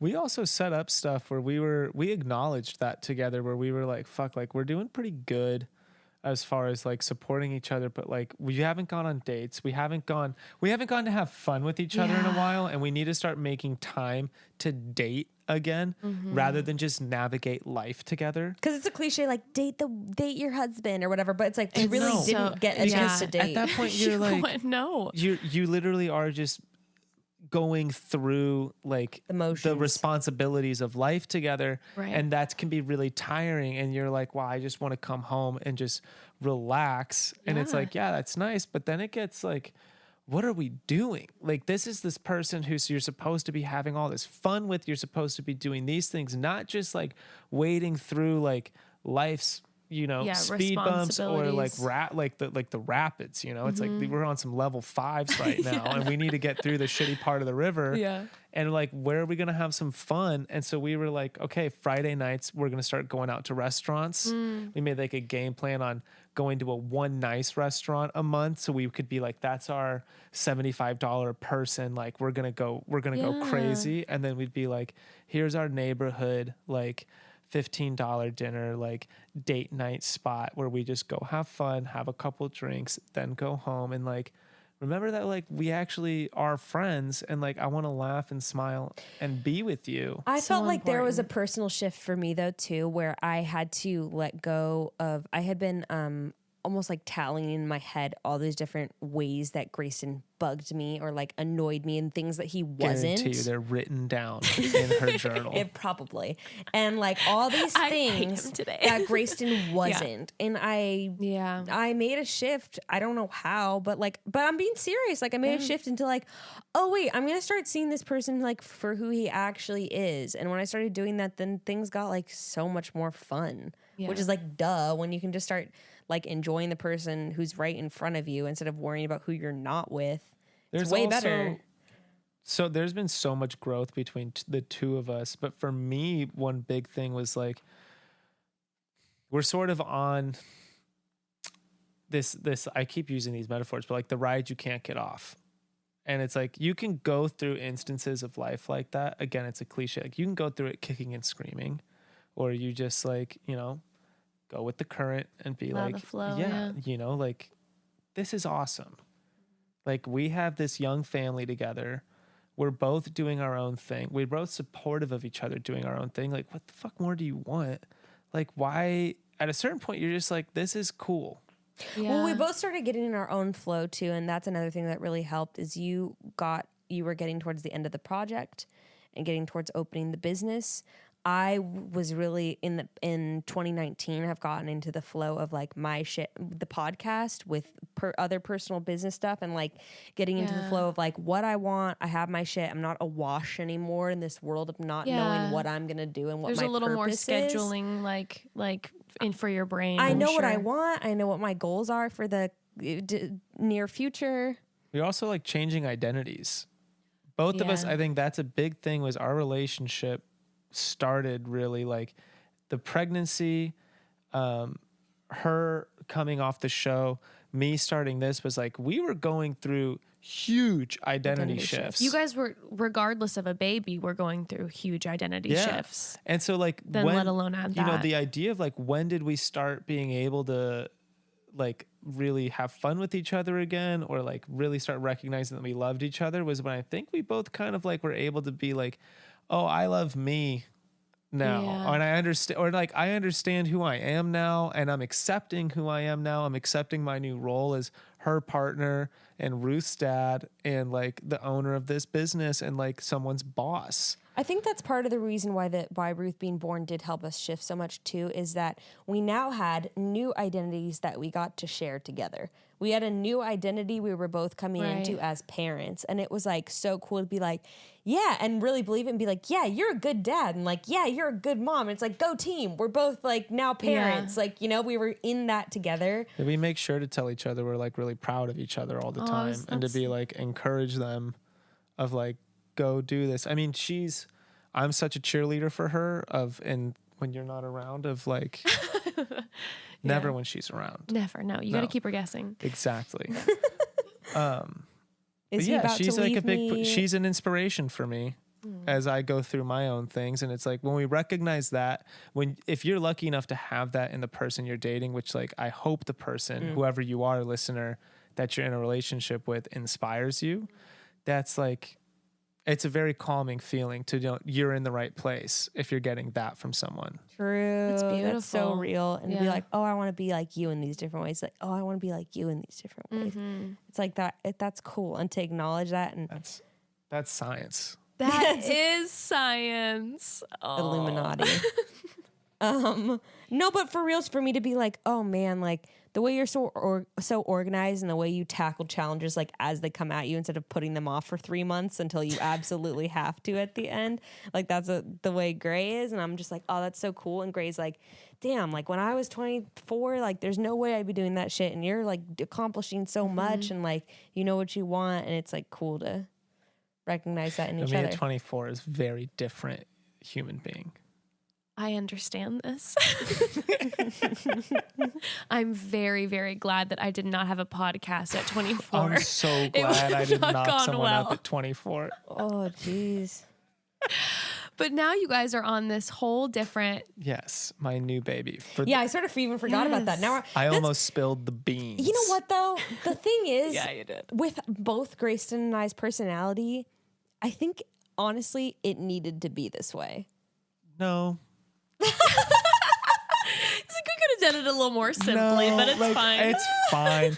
there's at this point, it's like it's easy. It was much easier to accept that she's pregnant again than pregnant for the first time. No, I don't mean for the second baby. I'm just talking about like becoming parents and like committing to someone in that way. Like I honestly don't. I think I always would have talked myself out of like formally committing to someone. Like I think there always would have been a better person. You would have been that way. You weren't gonna, you had never been in a super serious relationship. I don't know if I ever would The universe have made if you guys. It wasn't. Yeah. For the universe. I like what is it? Inception in this way of like, I would have needed to trap myself. Yeah. Otherwise I probably would have like found some way to I would have just come up with an excuse. And now we're fully trapped, but it's good. Now you're fully trapped. I mean, the thing is, we both like the place that we're at, and we are both excited about the future too. Where we're like, "Ooh, where can we move to next? Like, where syndrome? We're like, where can we travel next? Like, what can we do? I don't know. It's like fun because we're at a place where like we have the commitments of children and all that kind of stuff, but also we're both in the same place of like the sky's the limit. Like, where can we go? Where can we move? What can we do? The energy is so different. Plus, yeah. I mean, like depending on the kind of school they go to, also we can have all the freedom that we want. Sure, boarding school. Very true. In England, send them away. And it's like we'll they have were our lives never back. there. Yeah, it's like they were never there for 9 months out of the year, 9 glorious months. You know what's so interesting though that I'm thinking about now having a 4-year-old is that like you guys in a couple years are going to be in a spot where you will be having more opportunity to have date nights. That'll be I feel like that is like such a cool spin almost on how you guys are going to like become more intimate that way, where it's like when you guys are going to have the ability to maybe go on vacations more alone, have date nights more alone, you'll have this crazy foundation and camaraderie already. I mean, I have a lot of, you know what I mean? One of the things I tease her about is when I'm going to go on vacations alone. But we, I mean, like, honestly, I have a lot of like faith in our relationship because we just went through so much shit where I like really didn't think it was gonna work, and then now it's working, and it's sort of like, oh well, that's like a testament to like the stuff we can make it through together. And so I feel pretty unfazed. Yeah, when you guys are like having an argument about like who didn't do the dishes or whatever, and it's kind of like, well, what about like what you guys have been doing in the past? Who didn't do the dishes? Yeah, that's true. But who will not? That's me. But we don't like I don't know. We got so much of our fighting out the first year, like. Fights are just like so little now. Like they're so small. I don't have time. Okay. But like no, but it's true. Once you have a kid, you're a little bit like, I mean, we don't have time. And look at what you guys did already together in this whirlwind that you were in, and you guys accomplished it. So there's like this massive, I don't know, I would imagine there's this massive confidence kind of like, I know I can do going this. into number 2 now is so breezy. Jokes aside, it's much simpler. Like just knowing what to expect from her emotionally as she navigates being pregnant, and how like, which is already like so much better. Like the fact I'm like through my first trimester, and it's like, and you're able to talk about it. But on Ember turning 4, that's the stuff I'm now anxious about. Is like babies are easy. Because babies are just babies. They're so fun when they're like... Ember is a force and a personality all her own. But it's so fun. She's also unique, so, it. you know. Oh, but totally. But you never know. I think the thing is she has a voice, and she can walk and like open doors and stuff like that. And that but you know what? She can also stay at... Understood. You know what, Grayston? She can also stay at grandma's for the week when she's that age. That's the thing. When Evan and I feel like we're about to literally just like pass away from the exhaustion of being like, this is too much, and she's asking too many questions, and we haven't had a moment together that we're not like just fixated on her. She's of this age where we can be like, hey, guess what? We got to go away for 2 nights. And we'll go away for 2 nights, and you seal that bond in, and then you go back into it and you're like, this is great.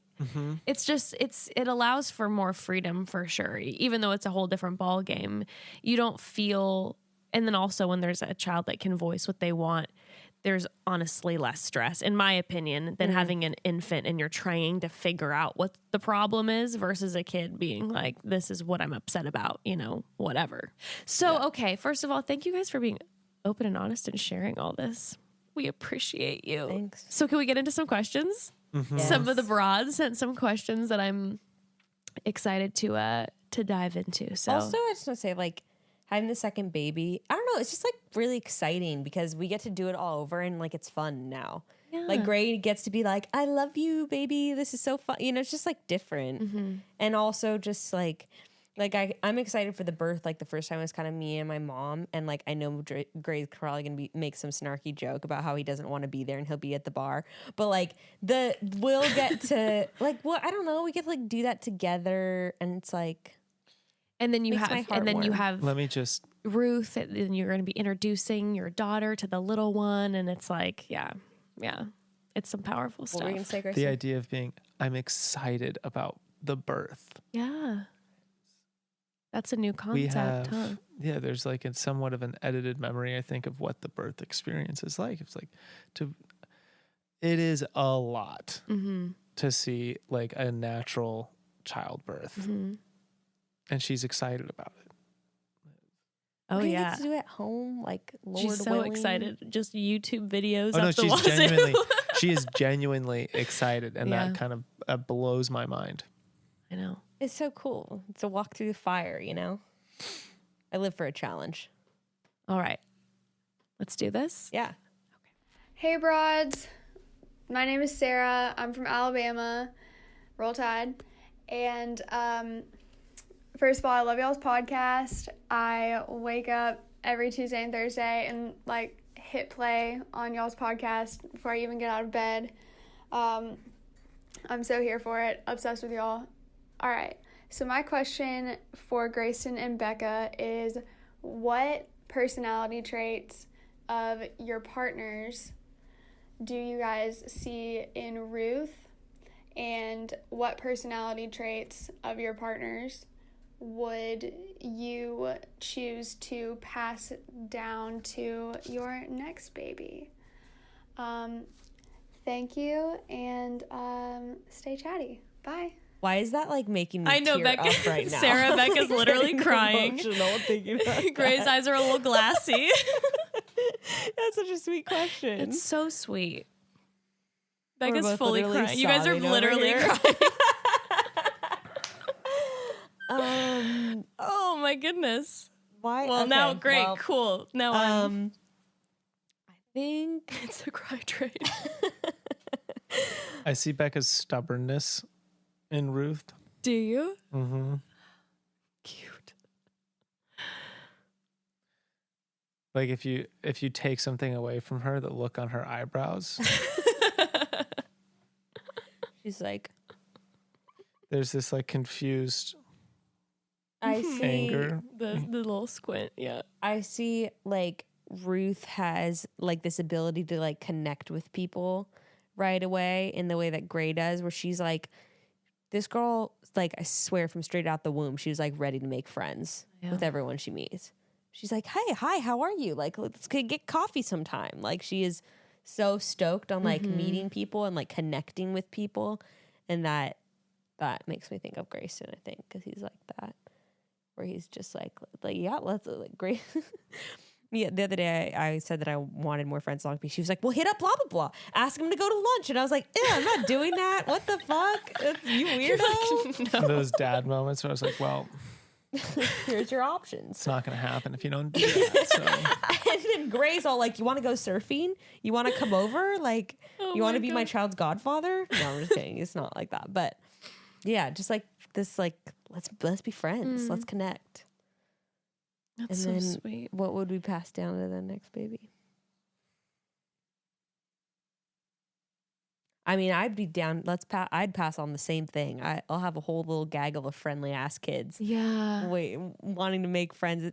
Yeah, because like something I've always admired, like something I've always wanted, that's been important for me to be with, and Grace is no exception, is someone that's like doesn't care who the fuck you are, like doesn't care how much money you make, doesn't care like what you look like, anything. They're just like, yeah, I'll be your friend. Like, why the fuck not? Like, more friends the better, you know? And like that's just such a good quality, instead of like so many people, especially like in this city we live in, are like trying to figure out how they can get to the next step and who can get them there and what these friendships, how these friendships can benefit them instead of just being like, I just want to be your friend because like, there's why the not? purity. Yes. Yeah. And and so that's what I would pass on.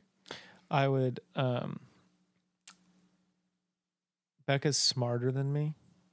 So I would rather that get passed through. How am I smarter? They would You've get- graduated Becca's college. She's beaming. better. She's a much better student than I ever was. Come on, that's what you would pass on to your kid is like them being a good student like me.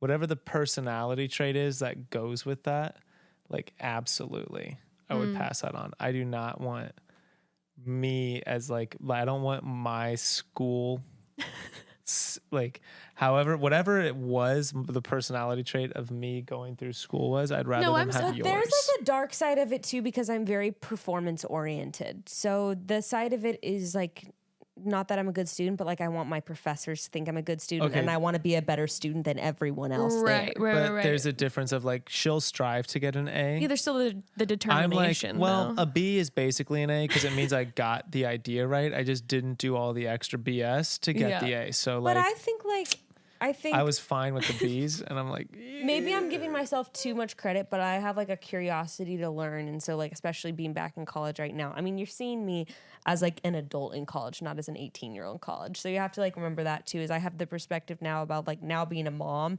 and this is like my free time. So when I'm in school, you're enjoying it. I'm like, what's the assigned reading? What can I get out of this? You know, I'm like taking advantage of my education in a way that like I was not doing as a 19 or 20-year-old. So there's that too. But like, I feel like I do have a curiosity for learning and like I want to, you're the same way though. You're like a reader and anyway. I like that question though. Kind, intelligent babies. Yes. Kind, intelligent, stubborn babies. Oh, all right. This Ready. is kind of fun. I'm ready. All right.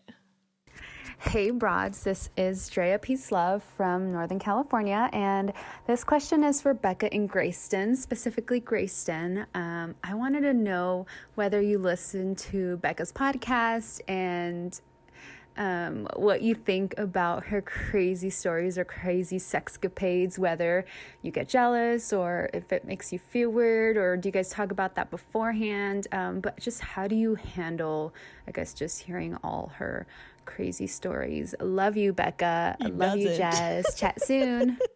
Grayston's like, first what? off, they're both laughing way too hard. I listened to a handful of the podcasts when they first came out, like probably, I honestly haven't listened past when you guys had Rob Bell on. Yeah, he listened to Okay. that episode. And there was not a whole lot of sexcapading going on. We didn't talk with Rob about all of our explicit sex stories. Well, there was another. I don't think Grayston has any idea what we talk about on this podcast. Well, there was a few people actually sent in questions that were basically just saying, does it bother you that Bekah's open about her sex life on the podcast? Which, do I talk about our sex life that much? Don't look at no, me. like your sex life. Okay, Like, just, but I'm just asking you. Like, do I talk about Grayston's and my sex life? no. Talk about like past People- sex. I mean, friends have asked me or asked Evan and I that question a bunch. They're always just like, Evan, does it bother you that Jessica talks about the fact that she likes her balls on your eye or for your balls on her eyes? You got me there for a second. It's true. People, I still don't understand it, but I'm willing to accept that, which I do not understand. so how do you feel about that? Now, knowing that. So it's not just Bekah talking about it. I'm confused on if it's whether or not she's talking about us or other people or just her sex, like life sex experiences. None of it really bothers me, to be honest. Like, as this is a quote, it doesn't really matter. Yeah. It doesn't really bother me. Like, one of the things I think back on it, the previous question is like, I'd rather it be honest. Mm-hmm. Like, I'd rather listen to the podcast and have someone answer her thing than to be like, she's lying. She's a liar. Grayson's like, that shit is not what I'd goes rather down. be like, if it's embarrassing, I'd be like, well, Yeah. yeah. You don't talk about I your don't really guys' talk Well, we about had but had it's literally just more like open. at Thanksgiving. We had my family we were playing. What the hell game was it? We were playing with my family. Oh my God. We were playing the one where everyone has to answer and you have to guess whose answer it was. Oh God, what is You know what it? I'm It's a talking really about? fun game. Yeah. But there was one question name where it of was that? like, if someone were to like have a perspective into like your personal moments, like what embarrassing fact about you would they find out? And me and Bekah like looked at each other and was like, fuck, like what are they gonna? We gave like two of the most honest answers on we the were table. like straight you up really? honest. Like, here's some super embarrassing stuff. And it wasn't that bad. I said like I picked my nose in the car, and Grayson said like I won't reveal you, but You go ahead and say it. Put me on blast. No, I'm not going to. But it was like we definitely gave the most honest answers at the table, and everyone else was like, "I watch a lot of Food Network," and we're like, "What kind of dark shit? What kind of dark shit are you definitely guys have hiding?" some bodies we were like, underneath damn, your my in the family's closet. got some serious stuff Because going on. everyone answers were like, "Your dad's was I work in circles," and I'm like, "That's your embarrassing secret you're trying to hide." Oh, No, working. these Oh, like are, like- mentally working in circles. Yeah. Yeah, Being- like sometimes I work all day and end up where I started. Like, It's like, that's your dark secret. If you saw a camera on me in my house, like I go home and I watch TV and Yes. I avoid doing No, my dishes. Oh my God. someone's it's was like, I dance embarrassing. around in my underwear, and like I'm like, that's what? You like every night. That's me. Yeah.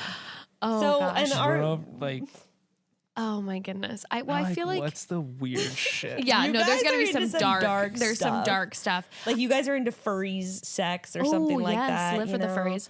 Live for the furries. I have to say that with Bekah, I feel like you and I both, obviously this podcast, we've pretty much like decided like we are not going to hold back. We have to be Yeah. real and honest. Yeah. But we're only really typically real and honest about our own stuff. I don't think You're not we, like, putting people on blast. No, I like don't really there talk was about- this guy named Mark, and him and I did this, that. Like we're not really, you know. No, I did like the only thing I say about us is I don't really talk about our sex life except that I'm like, oh my God, the new shower in the house is amazing. It's Yeah. like a sex dungeon. I'll like say shit like that. We know about the shower. Yeah, shower's awesome. Shower's fucking tight. The shower is I incredible. literally showed my friend. I was like, the shower is amazing. Oh, we yeah. didn't go into full detail, but I was like, But your friend this old knows. lesbian couple knew what they were doing when they remodeled that bathroom. Oh, Ew. of course. Except they didn't really know because what old lesbian couple doesn't put a fucking bathtub in the bathroom? Do they have the removable? Okay, no. You can't. There's no way you can have sex in a bathtub without like flooding your bathroom, Especially if you're in your 60s. unless you're it's gonna an kill empty yourself. bathtub. But that's the thing. Yeah, you can No, have like you a have shower. to. You just have to do it really low.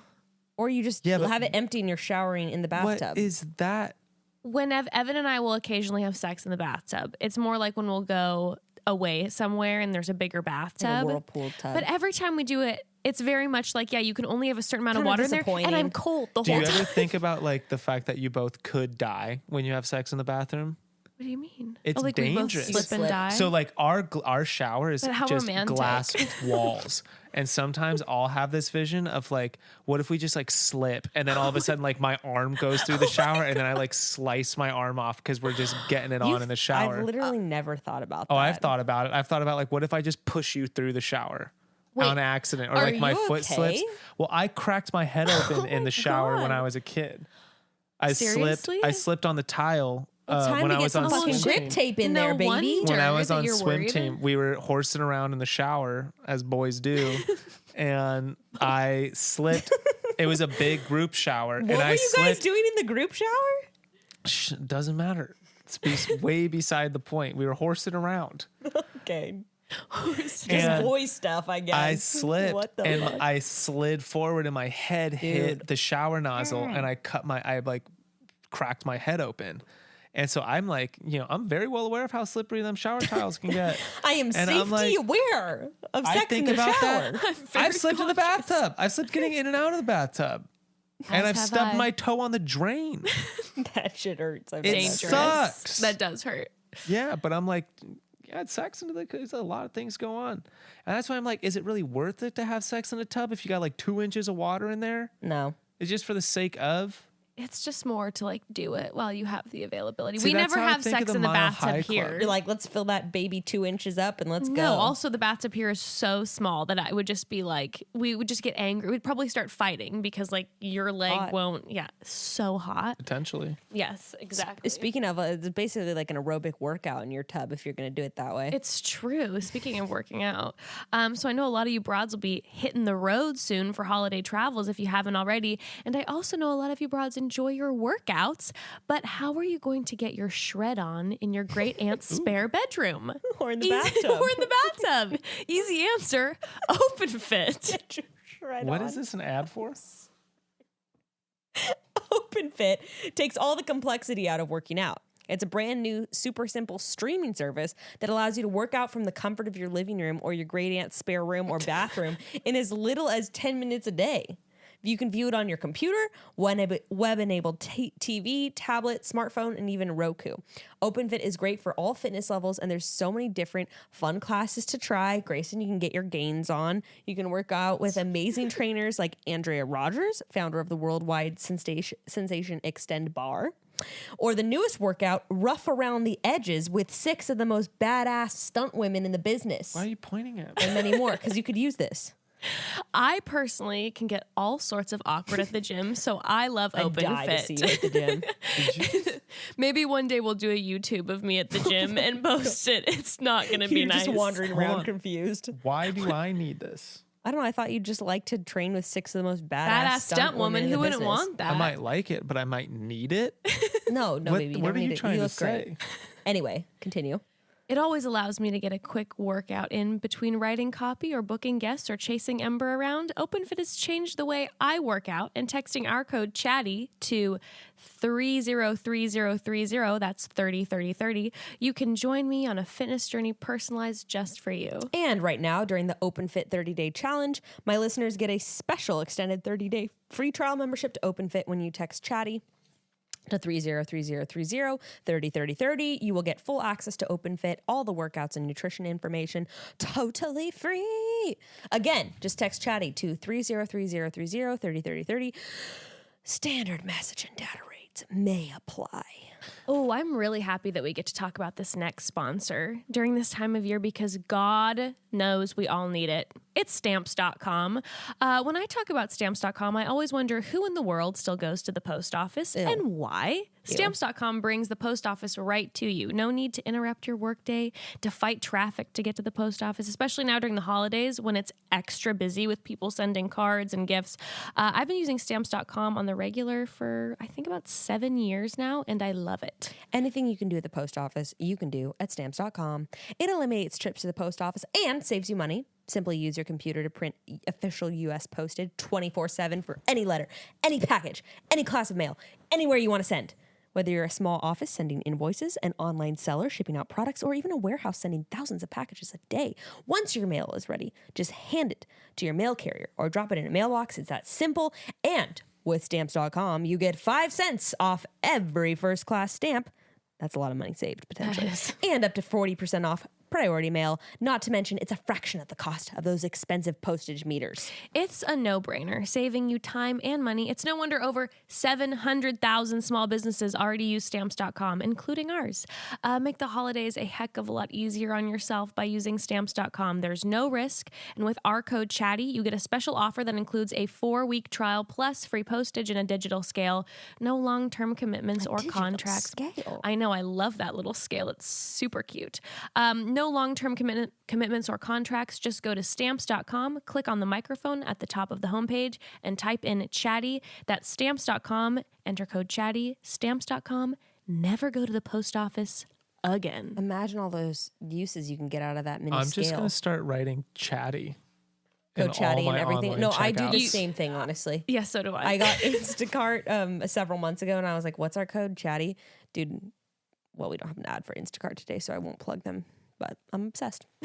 I will not plug them. I will not Not a unless I'm being plug. paid. I refuse to plug them, But I'm obsessed. but I'm upset. Not a plug. Hey, Broads and Grayston. This is Tonya from Wisconsin. I love your show. I have been married to my husband for 9 years, and we've been together for 13. and we are still learning things about each other and ourselves. And we joke a lot about how some of our really strong personal characteristics are some of the most positive things that we bring to our relationship, but then some of those characteristics are also what makes us like the most annoying thing in the world to the other person.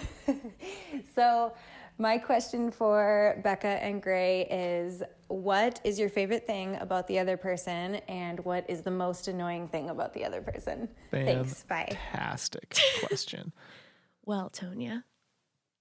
Oh, I know exactly what about me annoys Bekah. What is it? Okay, wait. Oh, let's try to guess. Okay, Well, we should definitely start with the annoying and then end on the positive note, obviously. for sure. So of course. what annoys me?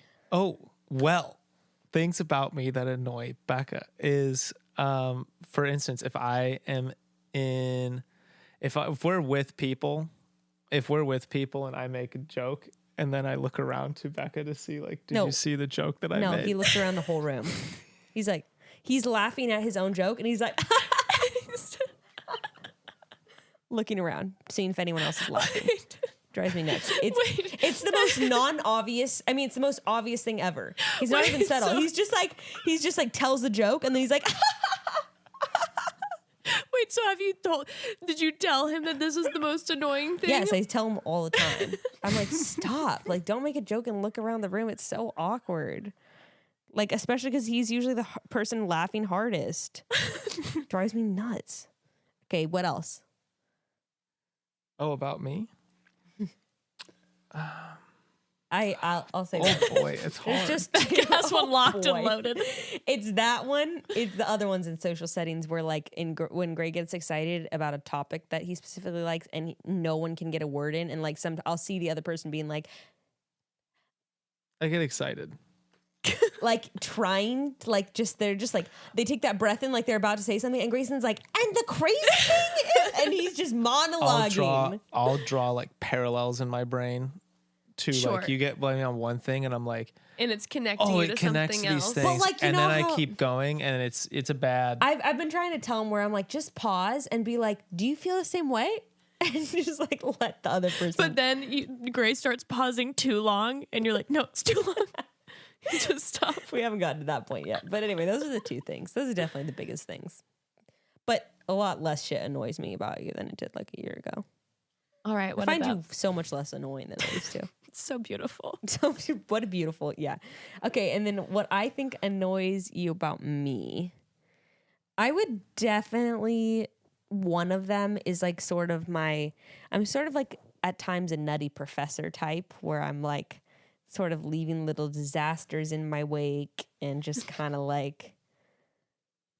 Do you mean Bekah doesn't physically? Okay. Bekah does not clean up after herself. Okay. But at the same time, I clean up like after the household quite frequently. So it's like kind of this weird thing, but like also, I'll give you an example.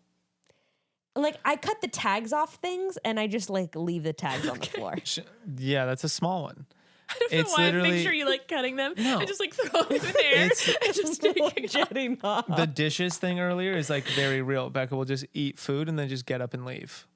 Oh, like leave the plate at the table or wherever you were eating No it. effort. Okay. I No know how effort to. made to putting it Or away. like if I'm doing a project with hot glue, for instance, like my so mom, as like I was like in high school, and she banned me from using super glue and hot glue because I would just make so many messes. this Okay. is the other one is she will leave every single light in the house on and then go to bed, and on her way to bed she'll go, "Can you turn off all those lights?" And she'll leave the room that she has the light on in. And then it's like, well, I'm obviously not going in that room. So just turn it off. Like, you were right there. You just walked past it. Why don't you turn it off? Just do Or this for like every night we're in bed is like, did you lock the front door? And I'm like, why don't you for once just lock the damn door before you go to bed? Oh, bitch, the door would never be locked without me. Our Oh, house are would you have a been door locker? Now I am. I But was she not asks. before. She Girl, only before asks. I was like, She leave all the only windows asks when we're both in bed. Of course, as soon as you get cozy, I do the As same soon thing. as you get in. I'm like this. I'm like, baby. I'm worried. I always like, yes, no. At Is night, the door? the minute I is get in the bed, front- I turn Oh, into a baby. I'm like, nervous. can I get like, I don't know, like Ruth Literally. in the other room? Like, can you please just lock the door? Oh, baby and then- voice. and I'm then like, it's can this. you get me a glass of water? Yes, but never in the same sentence. Oh, as It's, soon as you get the glass of Can water, you you lock- come back. Come back, get into bed. Can you lock the door? Can you do this? Can you do this? And it's like, why? I go full baby mode. Full baby. Like I am the baby. Yeah. I'm like, But I'm pregnant. Oh, that's such a fun excuse now to have. That was my most favorite part of being pregnant, is being like, oh, I'm pregnant. I remember Because you deserve it. one time I was like sleeping over at a boyfriend's house and I woke up in the middle of the night and I had like a flashback to when I was little. I guess I thought I was a child in that moment and I straight up said, Daddy, can you get me a glass of water? Oh, there's so many layers. I'm like, Daddy, and it was like in baby voice too. Really? So weird. What did he say? And I like woke up halfway as I was saying it. He was like, what? He was like, I love you. He was like, what? He And I came was to, like, he wait, was like, that's whoa. what- that was his thing. that was his kink. God, that's so weird. I would not. But when I Would was it little, bother you if she called you daddy? It'd be weird. No, we call each other like the. Actually, we call each other that a lot now. Well, Like, now we'll that be you like, no, I do that. I mean, yeah. Yeah, you're but we like, also "Hey, do it daddy." in like a weird Not sexual way. I was about to say not sexual. You call him daddy in a sexual way. No, it's I'll not like call him I and be call like, "Hey, him mommy." daddy. No, it's not like I call him daddy. We like do this weird like third person thing. Pardon what? Third like person. I'm not talking about just during sex. But we like, ew, it's really weird. We do baby talk. Like I don't know. Are you we'll be guys like, big baby talkers when you're No, I'll alone? be No. like, ooh, Daddy wants some cheese in his scrambled eggs. Yeah, I'll be like, oh, yeah, but we're talking like as But you're we're like- mom and dad. I'd be like, Yeah, but you're ooh, joking. Like yeah, it's like but playful. kind of. But then also yes, we Daddy say wants to coffee. and Grayston will be like, "Oh, does mommy want this?" That's what Grayston says to me. It's kind of weird now that I'm saying it out loud. Like we actually talk that way a lot. Where Gray will be like, "Oh, does mommy want this and this?" And I'm like, "Oh, does daddy want that and that?" And then Ew, will you be it's like, so yes, weird. mommy does. Ew. But you do it in this I'm way where getting you like know. really grossed out. You do it about in a way where you myself. kind of know it's a joke, where it's like But there's the underlying you're sexuality. pretending to be the super cool kid. I What? understand that. I don't know what you're talking about. Maybe Okay. that's just in my head. That's how I think about the voice. thing Favorite about me, things. if you can pick just one. Please don't limit yourself. Don't hold back. It's hard when you're put on blast. There's just so many. It's hard for me to think of just one. Why don't you go first? Okay. My favorite thing about Grayson is how easily I can manipulate him to do the things I want him to. So, but actually, like, okay, seriously though, every single night when Ruth wakes up, Gray will be the one that goes and gets her out of her crib and brings her into bed. Like, that's just like an unspoken thing that he does for me. And like, he will go get, like, in the middle of the night, if I wake up and I need water, like, he will do that for me. And like, if I'm hungry, like, he will make me food. And he just like, yeah, I don't know. He's always been like that for me, where he'll just like do things for me. It's not like he's my slave or whatever. It's just like I don't know. He just is willing to like do things for me just because he loves me. For me, it's on Becca's patience. I know I'm not like an easy person. And the stuff I've been going through in life is not easy. And so like to have her patience while I navigate that, or to like just be patient with me while I figure things out, and to give me space to let me know. Like for instance, I don't know, like I have one day off a week. Yeah. That's like really like dedicated family time, where it's not coming home in an evening, carrying a bunch of stuff, like carrying work with me. Right. And it's like, I want to go surf that morning. And she's like, good, do it. And lovely. like that, it's not the fact that she lets me, it's like the unspoken understanding of like, there is not going to be the like, but I want to do this or that. It's like, yeah, and it's not a trap.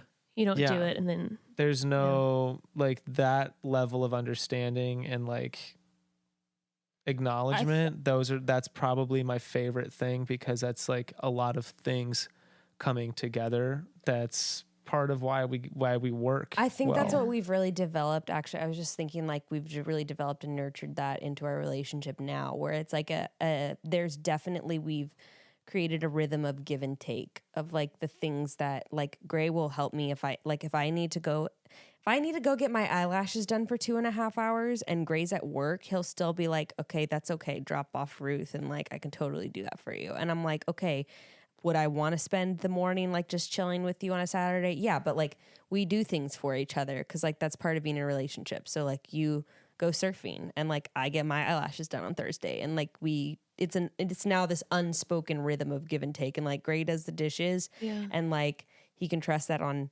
most days, at least half the days he'll come home to a house that's like fairly organized and not a disaster most of the time. You know, it's just like that instead of it being this like pull of like trying to get something from the other person, right, I'm just trying to there was a lot of that in the beginning, you know. Or like I'm just going to try to get mine. It's a power struggle. Yeah. Power struggle. Well, that's beautiful. Yeah. There was a broad who asked, and I feel like I know what this answer is going to be, but someone needed to know. Lucy Baker needed to know who's the better climber. Me. Do you agree? Right now, he definitely is. I thought it was going to be now. During our entire relationship, I have been the better climber. Oh, not the yes. the beginning? Yeah, I guess so. Beginning through to now and forever. Is that something? Whoa. Whoa, bro. Chill out. Bekah holds on to this. Great, shut the fuck up. You're the one who says I'm a this performance of climbing that I've never been witness to. Bitch, shut the fuck up. You've said yourself that. She is technically like the technical, like the body mechanics of the sport. She's better than me at. She's definitely like, as a technical climber, she's way more savvy. And like, I have witnessed that. But in terms of like strength. Performance, in terms of climbing performance when we've climbed together, I have climbed circles around her every time. Oh my God, shut the fuck up. Well, considering I've been pregnant for like 2 out of the 2 years we've been together. No, but it's been easy. We are different climbers. I will say that because there's shit that I could do that you couldn't do when we were first together when we were both climbing. She did this one climb called Bathtub. It's a V5 out in Red Rocks, and it's not an easy one at all. It's very it's very technical. That's the thing. It's not very strength heavy. She did it, and I did not. Oh, okay. Also on that same trip, remember the V6 on the other side that I flashed that I don't know if you flashed it. I did. But Grayston said I couldn't flash it, and I did. Well, it was surprising. So there's a term in climbing called off the couch, which is no warm up. It's like, what can you do off the couch? Okay. It's not usually you always want to warm up, but this is the joke. It's like, oh, like how can that you person's off like the couch? Yeah, V7 off the couch is like literally like no warm up. You get up, you're gonna do it. And we got to this spot and like, yeah, Bekah just walked up to a V6. It was the first climb and she just flashed it. And my friends were teasing me of like, oh, if you're going on a climbing trip with Bekah, like be ready. Like she might be stronger than you. And I was like, oh, shut the fuck up. Like, cause we tease each other. And then she did that. And I was like, oh crap. Like, that's kind of crazy. It's so cool that you guys have that shit though together. It's a big grade outside to just walk up to and be like, yeah, like this girl's got straight up off the couch V6 outside. It's like, you know what you're doing. Not anymore. I'm off the couch V nothing. I'm on the couch, so it was for sure. I'm on the couch right now. I'm building up to my off the couch. Never moment. not on the couch. So, but for real though, I actually just started personal training this past week, and so I'm raring up to get off the couch, baby. After this baby, it was impressive and arousing. Oh, I'm sure. Gray gets turned on by strong girls. I will say that. Well, I bet. I mean, that's like, well, you know how people say like, oh, muscles aren't feminine. And then Gray will be watching some chick on Instagram who's just like ripped out of her mind, sending it. Dude, and he's girls like, who are muscular are hot. I agree. It's very hot. Hell yeah. And watching them like crush something that you'd never be able to do as a guy is kind of just like. Crush a glass in between their thighs. Yeah, do you like that?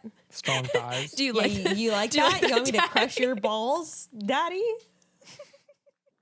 I was trying to do that every morning. I try to kick him in the balls almost every morning. Wait, you try to kick him in the balls? Almost every morning. I try to like hurt him like that.